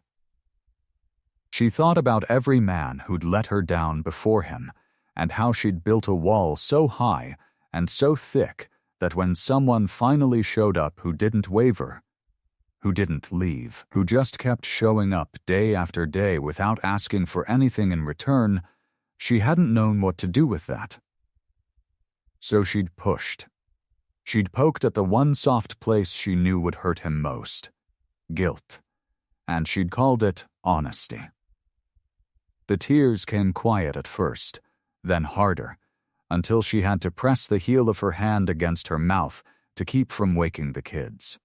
"I did this," she whispered into the empty kitchen.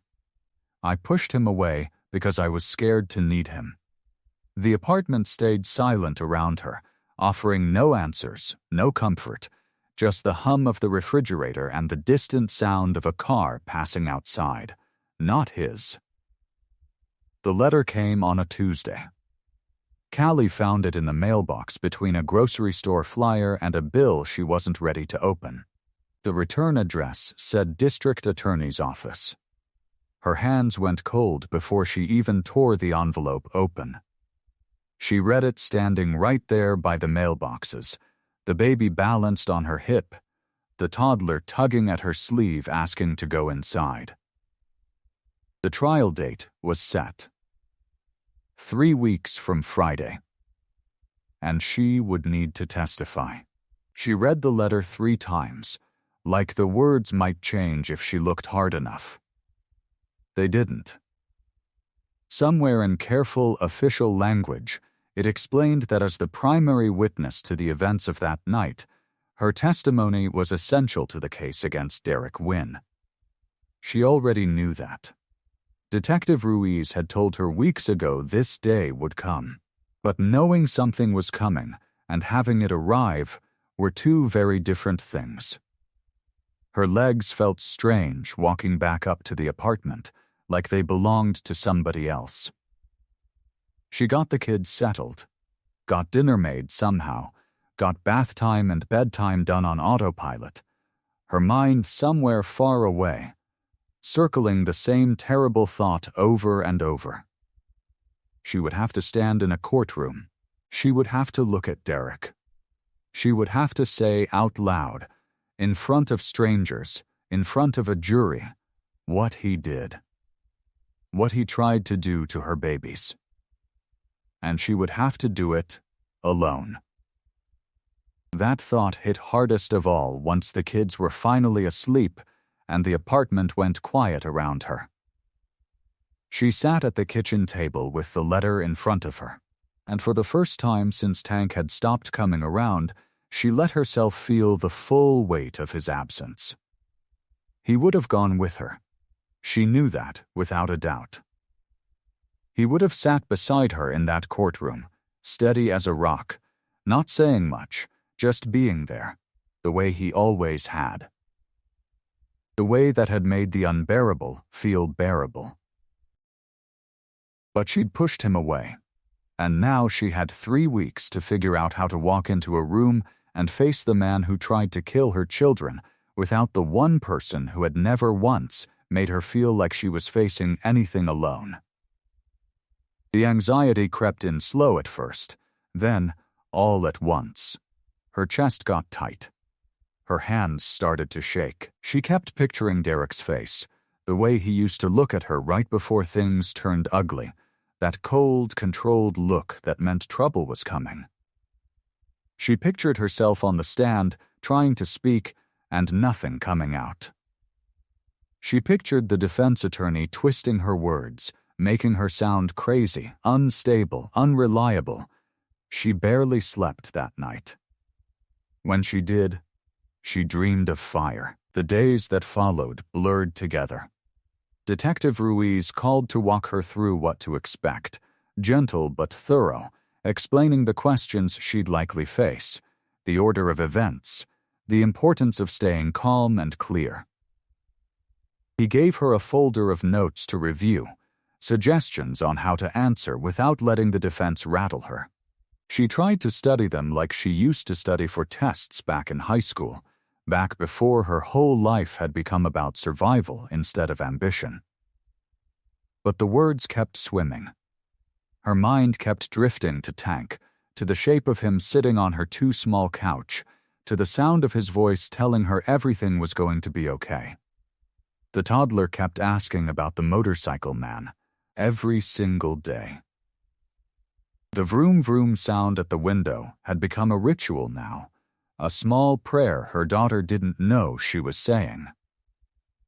3 nights before the trial date got moved up unexpectedly to accommodate the judge's schedule, Callie sat alone at the kitchen table again, the folder of notes spread out in front of her under the weak yellow light of the single lamp she'd left on.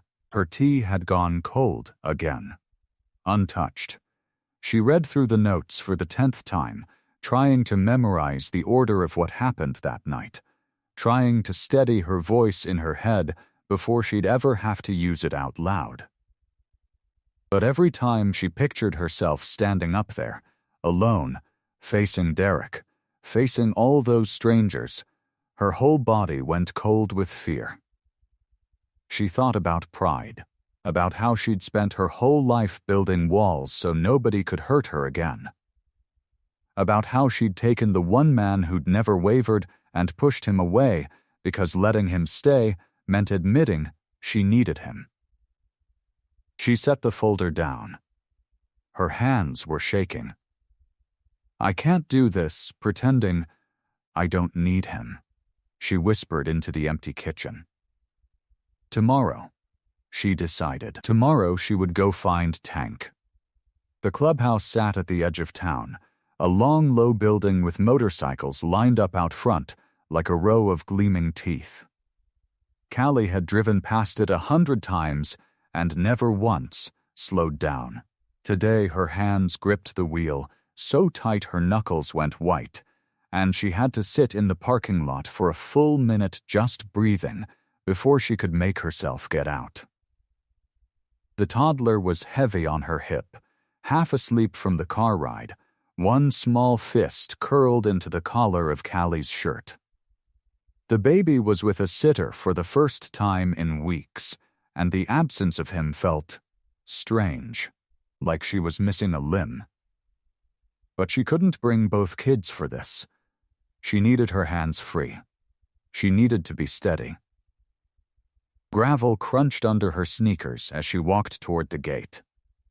2 men stood there, arms crossed, leather vests catching the afternoon sun.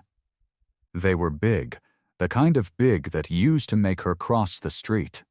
Now she just felt small and tired and scared in a different way than before. "Can we help you?" one of them said. Not unkind, just careful.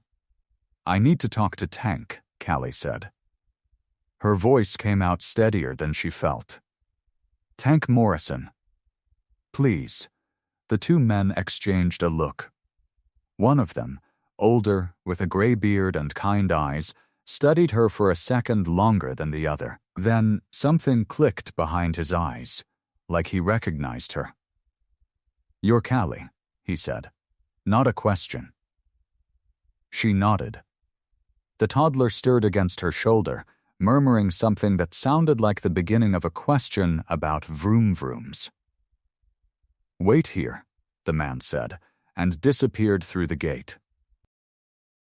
She stood there in the gravel lot, the sun hot on the back of her neck, her heart pounding so loud she was sure the other biker could hear it. She shifted the toddler to her other hip. Waited, told herself not to leave. Told herself that whatever happened next, she owed him this much. She owed him the truth, even if he shut the door on her afterward. The minutes stretched. She counted her breaths to keep from running back to the car. Then the gate opened, and Tank stepped through.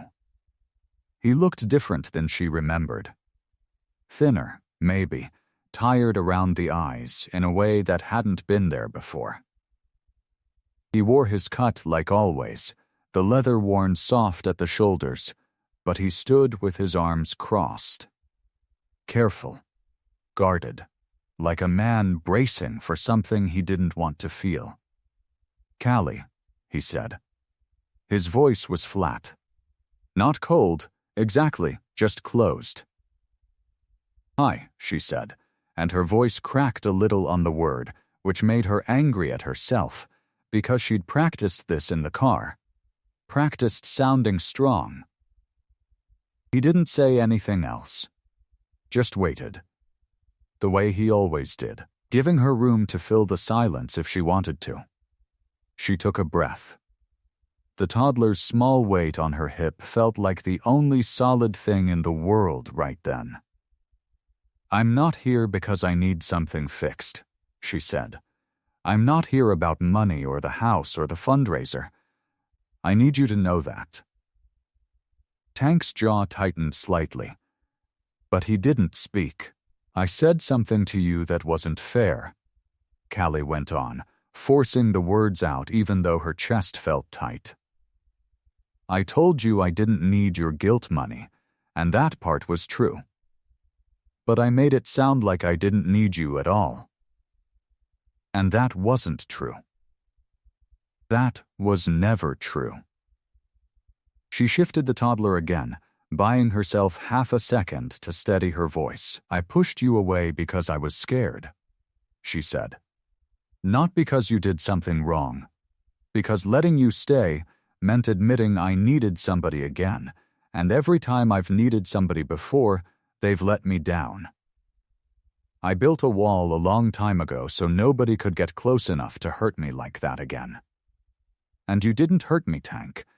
You never once made me feel like I owed you anything.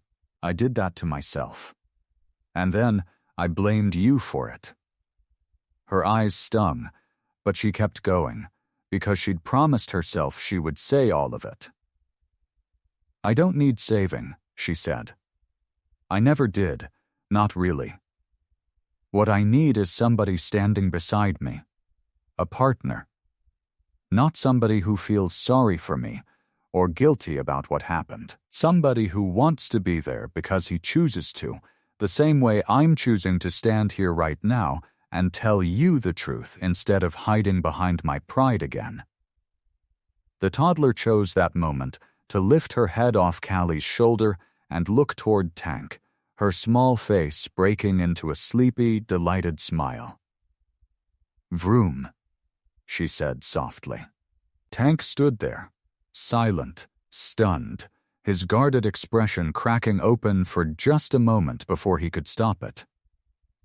Tank's arms uncrossed slowly, like the motion cost him something. He looked down at his boots for a second, then back up at her, and when he spoke, his voice had lost that flat, closed sound.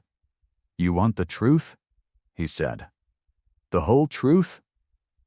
Callie nodded, not trusting her voice. "Derek rode with us," Tonk said. "Years back. Before you knew him, probably. Before all this." He gestured vaguely, a motion that seemed to take in the toddler, the clubhouse, the whole wreckage of the last few months. "I brought him in myself. Taught him to ride. Vouched for him in front of the whole charter when some of the older guys didn't trust him. And then, he stole from us. Money meant for sick kids, Callie, I found out, and instead of dragging him in front of everybody and making him answer for it, I just cut him loose. Quiet, told myself I was protecting the club's name. Really, I think I just didn't want to admit I'd been wrong about him." He stopped, jaw working, like the next part was harder to get out. "So when I found out what he did to you and your kids, I didn't just feel sorry. I felt responsible. Like I'd built the gun and handed it to him myself. Every dollar I threw at your lawyer, every time I showed up at your door fixing something you didn't ask me to fix, that wasn't me being there for you. Not really. That was me trying to pay off a debt I didn't think I could ever pay off. Trying to make it right by doing more. And more. And more. Until I about drowned both of us in it." The toddler had gone quiet against Callie's shoulder, watching Tank with wide, solemn eyes, the way small children do when they sense something important happening, even if they don't understand the words. "I told myself I was protecting you," Tank went on. "But really I think I was just trying to prove to myself I wasn't the same man who let Derek walk away free to become whatever he became. I wasn't showing up for you, Callie. I was showing up for my own guilt. And you saw that before I did. That's why you said what you said. You weren't wrong to call it out. I just didn't want to hear it." His voice cracked slightly on the last words, a sound so unlike him that Callie felt her chest ache. "I pulled back because I thought that's what you wanted," he said. "I thought I was just another man who brought you nothing but trouble. Fire and grief and guilt wrapped up in a leather jacket. I figured the kindest thing I could do was get out of your way." Callie shook her head, and this time when she spoke, her voice came out steady and sure, stripped of all the fear she'd carried into the parking lot. "Your guilt was never what I wanted from you, Tank," she said. "Not the money, not the fixing, not you punishing yourself for something Derek chose to do with his own 2 hands. I wanted you. Just you. Sitting with me at 3 a.m. because you wanted to be there, not because you owed me something. Teaching her to rev an imaginary motorcycle because it made her laugh, not because you were trying to make up for a mistake that was never yours to begin with." She stepped closer, the gravel crunching under her sneakers, the toddler shifting sleepily against her. "You didn't build the gun," she said. "Derek built it himself, out of his own rage and his own choices. You gave him a chance once. That's not a crime. That's just who you are." Tank's face crumpled then, just for a moment, decades of held-together grief and guilt finally breaking loose at once. He reached out, slow, like he was afraid she might change her mind, and Callie closed the last of the distance between them, stepping into his arms with the toddler still held between them, her small hand patting at Tank's chest like she was trying to comfort him too. Tank wrapped his arms around them both, careful, like he was holding something he couldn't afford to break, his face pressed against the top of Callie's head. Behind the gate, muffled by the clubhouse walls but unmistakable, came the sound of the brothers cheering, low and rough and full of relief. The kind of sound men make when they've been holding their breath for someone they love. The morning of the trial came gray and cold, the kind of morning that made Callie want to pull the blankets over her head and pretend the day wasn't happening. She stood in front of the mirror in the only nice dress she owned, her hands shaking so bad she could barely get the zipper up the side. Her mother had come to watch the kids. She'd hugged Callie tight at the door and whispered, "You can do this," but the words hadn't made it past the roaring in Callie's ears. She drove to the courthouse alone. She'd wanted it that way, or told herself she had. Some part of her still believed that if she faced this by herself, if she carried the weight alone, it wouldn't hurt as much when it was over. Old habits. Old fears. The kind that didn't let go easy, even when you'd already learned better. The courthouse steps looked steeper than she remembered from the arraignment months back. Her legs felt like they belonged to someone else as she climbed them, her heels clicking against the stone in a rhythm that sounded too loud, too final. Inside, the hallway smelled like floor wax and old paper. Callie's stomach twisted as she found the right courtroom, her hand hovering on the heavy wooden door. She thought about Derek's face, the last time she'd seen it, twisted with rage in her kitchen a lifetime ago. She thought about the smoke, the heat, the sound of her own screaming. She pushed the door open. And there he was. Tank sat in the front row, dead center, his broad shoulders squared beneath his cut, the leather worn soft from years of wear, patches faded, but proud. He hadn't seen her yet. He was staring straight ahead at the empty judge's bench like he was daring it to give him a reason to move. Callie stopped in the doorway, her breath catching. He'd promised. Weeks ago, in the parking lot outside the clubhouse, he'd told her he would be there no matter what, and some small, scared part of her hadn't quite believed it. Not all the way. Not after everything. But there he was. Front row. Waiting, he must have felt her eyes on him, because he turned, and when he saw her standing there, something in his face softened, steadied, like a man setting down a weight he'd been carrying too long. He didn't smile, not exactly. It wasn't that kind of morning. But he gave her a small nod, the kind that said, "I'm here," louder than words ever could. Callie's legs carried her down the aisle before her mind caught up, and she slid into the seat beside him without a word. His hand found hers on the bench between them, rough and warm and solid, and she gripped it like it was the only thing keeping her upright. "You didn't have to sit up front," she whispered. "Yeah, I did," he said, low enough that only she could hear. The bailiff called the room to order. The judge entered. Derek was let in from a side door, in a gray suit that didn't fit him right. His hair combed too neat, his face arranged into something calm and reasonable, the mask he'd always worn so well. He didn't look at Callie. He looked at Tank, just for a second, something flickering behind his eyes before he looked away. When the prosecutor called her name, Callie's whole body went cold. She stood. Her knees wobbled, but they held.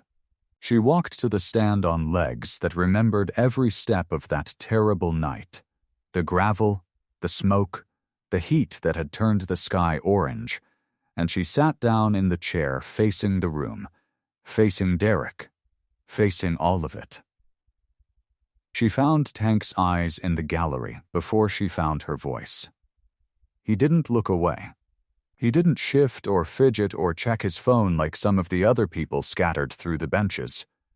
He just sat there, solid as a mountain, his eyes locked on hers, steady and sure, and something in Callie's chest unknotted just enough to let her breathe. The prosecutor asked his first question, gentle, careful. "Can you tell the court what happened on the night of the fire?" Callie's hands trembled in her lap. Her voice wavered on the first word. But she kept her eyes on Tank, on the steady, unshakable presence of him in that front row seat, and she began to speak.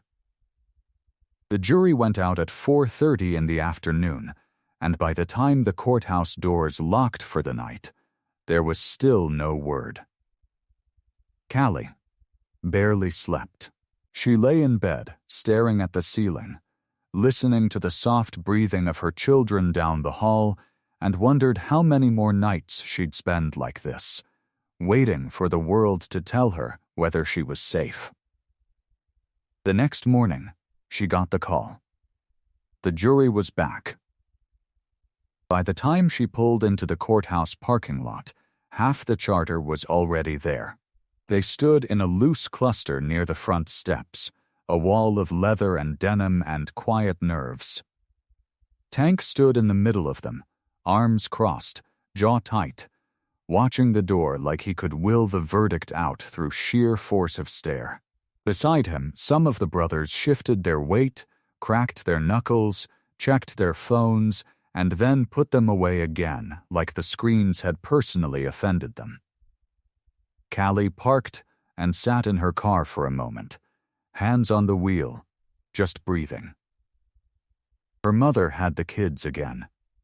It was just her today.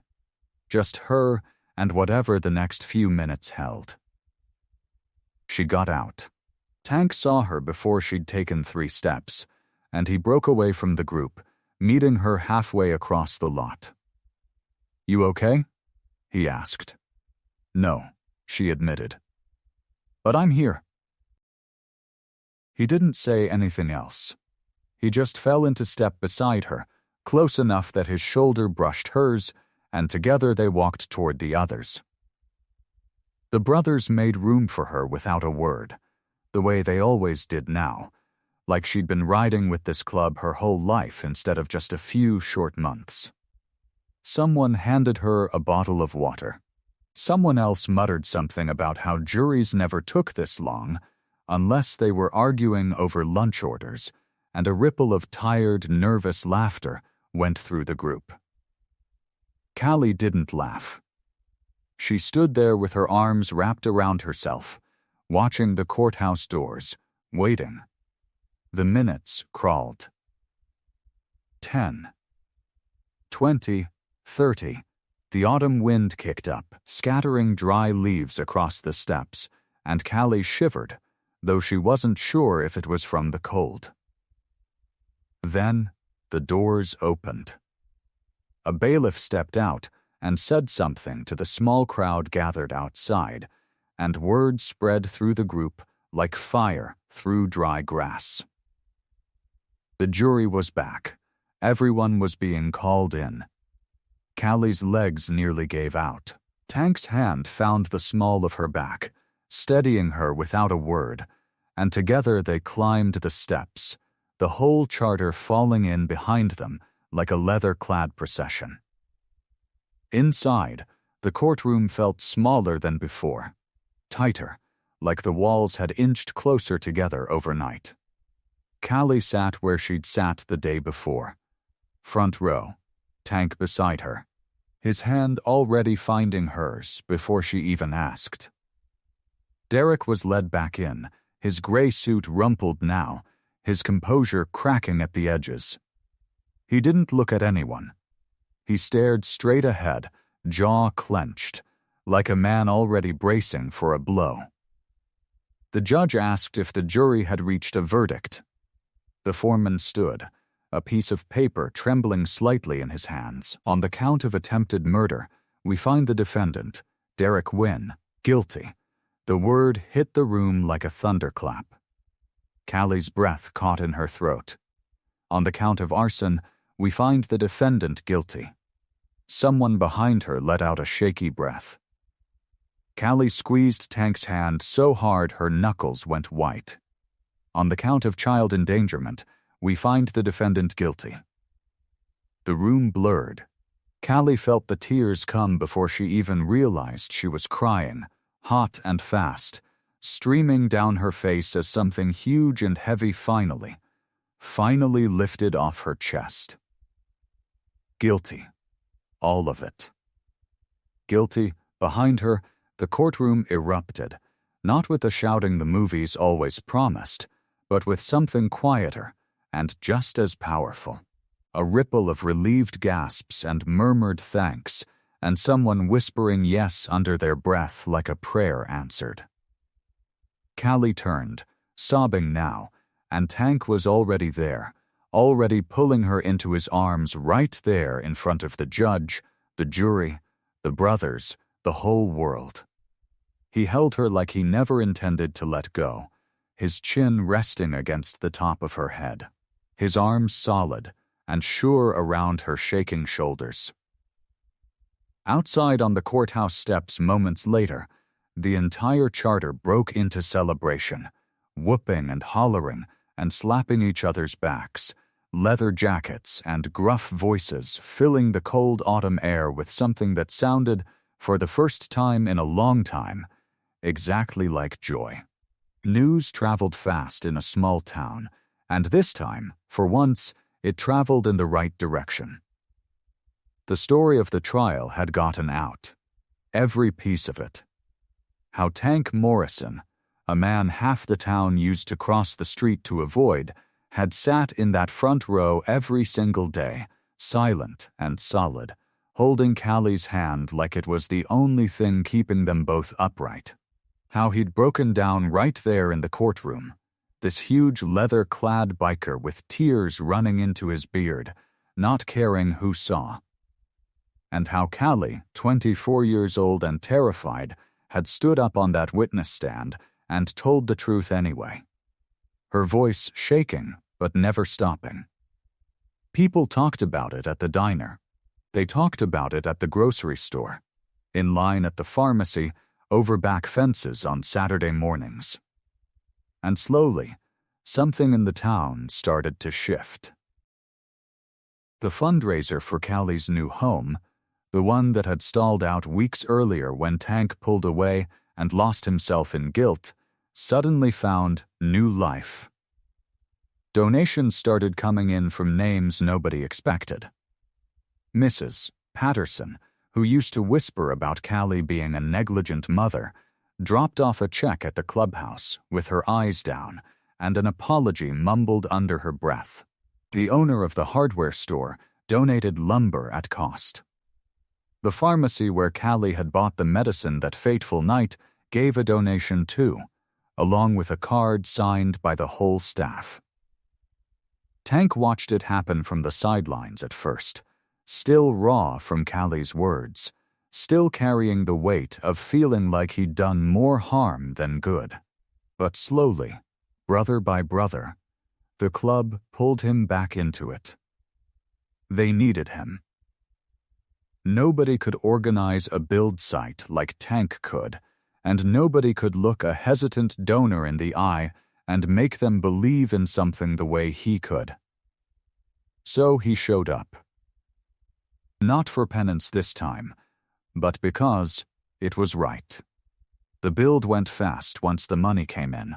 The whole charter turned out on weekends, along with half the town, hammering nails and hanging drywall and painting walls a soft yellow that Callie had picked out for the nursery. Neighbors who used to gossip now brought casseroles to the work site. Kids from the trailer park ran through the framed-out rooms, laughing, while their parents worked alongside bikers who used to scare them. Callie could hardly believe it, watching from lawn chairs some afternoons with the baby on her lap, the toddler chasing after Tank wherever he went, both of them covered in sawdust and grinning. It was hope. Real hope, built one board and one shingle at a time. And it happened faster than anyone thought possible. The house was finished 2 full weeks ahead of schedule. On the day they moved in, Tank carried the last box in from the truck himself, a big cardboard box marked kitchen in Callie's handwriting, and set it down on the counter of a kitchen that still smelled like fresh paint and new wood. Callie stood in the middle of the empty living room, turning slowly, taking it all in, the toddler wobbling around her feet with a stuffed rabbit clutched to his chest. "It's ours," she whispered, like she still couldn't quite believe it. Tank came up behind her, wiping his hands on his jeans, and for a moment he just stood there, watching her look around at everything they'd built. Then he took a breath, and before he could talk himself out of it, he got down on one knee right there on the bare living room floor. Callie turned, and her hand flew to her mouth. "Callie Rhodes," Tank said, his voice rough but steady, "I've spent my whole life thinking I didn't get to have this again. A home. A family. Someone to come back to at the end of the day." He reached into his jacket pocket and pulled out a small ring, plain and simple. Nothing flashy. Just something real. "But you and these kids, you gave that back to me. And I don't want to spend one more day not being yours, all the way, if you'll have me." The toddler, not understanding a word of it but sensing the moment, clapped his little hands together and squealed with delight, bouncing on his feet beside Tank like he was cheering him on. Callie laughed through tears, nodding before she could even find her voice. Yes, she finally managed. Yes. The banner over the community center said Fall Fundraiser for Willow Creek Families. That was what the flyers had promised. That was what half the town believed they were walking into. Nobody but the club, Callie's closest friends, and a very nervous pastor named Ron knew the truth.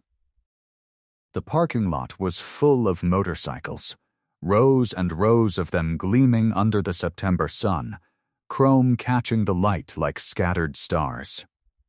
Inside, the folding chairs that usually held bingo players and church potlucks had been transformed.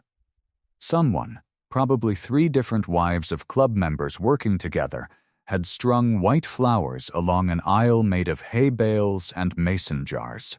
The kind of homemade beauty that meant more than anything bought from a store.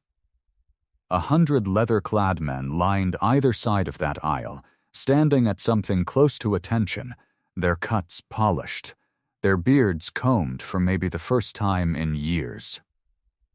Big Mike had actually ironed his shirt. Someone had made him iron it twice. Mrs. Patterson sat in the 3rd row, dabbing her eyes before anything had even happened, holding a tissue she'd brought just in case. The hardware store owner sat beside his wife, grinning like he already knew the ending to a good story. Reporters who'd once written ugly speculation about Callie now stood respectfully in the back. Cameras lowered. Waiting. Callie stood behind a set of double doors, her hand pressed to her stomach, trying to breathe. She wore a simple white dress, nothing fancy, lace sleeves and a skirt that moved when she walked. Her hair was pulled back the way Tank liked it, loose curls framing her face. She looked at herself in a borrowed mirror and almost didn't recognize the woman looking back. Not because she looked different, because she looked happy. Really and truly happy, all the way down. "You ready?" asked Detective Ruiz, standing beside her in a suit instead of his usual rumpled work clothes.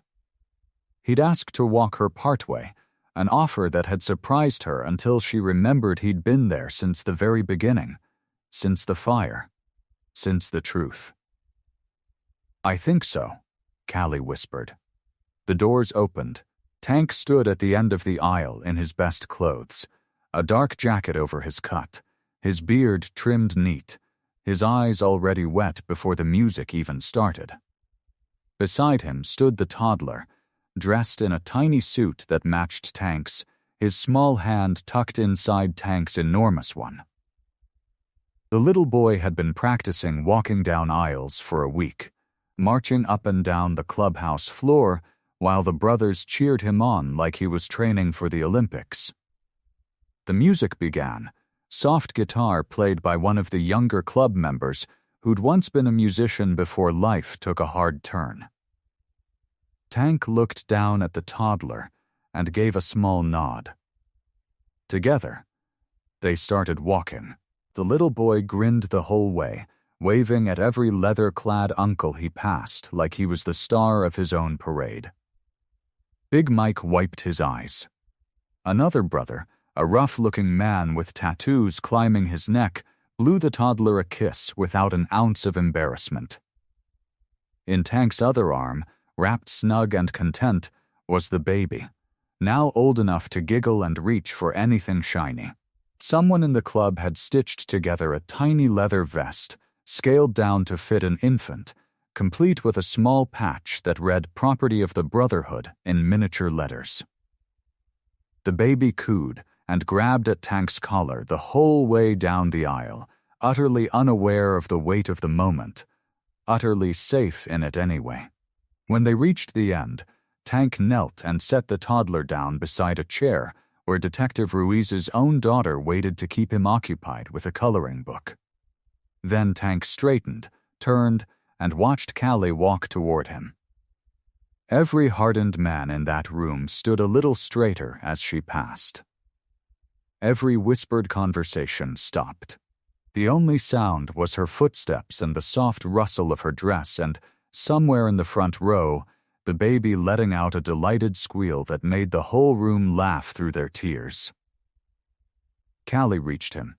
Tank took her hands in his, rough and steady. The same hands that had carried her children out of fire, the same hands that had fixed her car at midnight and built her a home board by board. The pastor cleared his throat, smiling. "Dearly beloved," he began, "we are gathered here today. I hope you like this story. Please share what's your favorite part of the story and where in the world you are watching from. Have a wonderful day."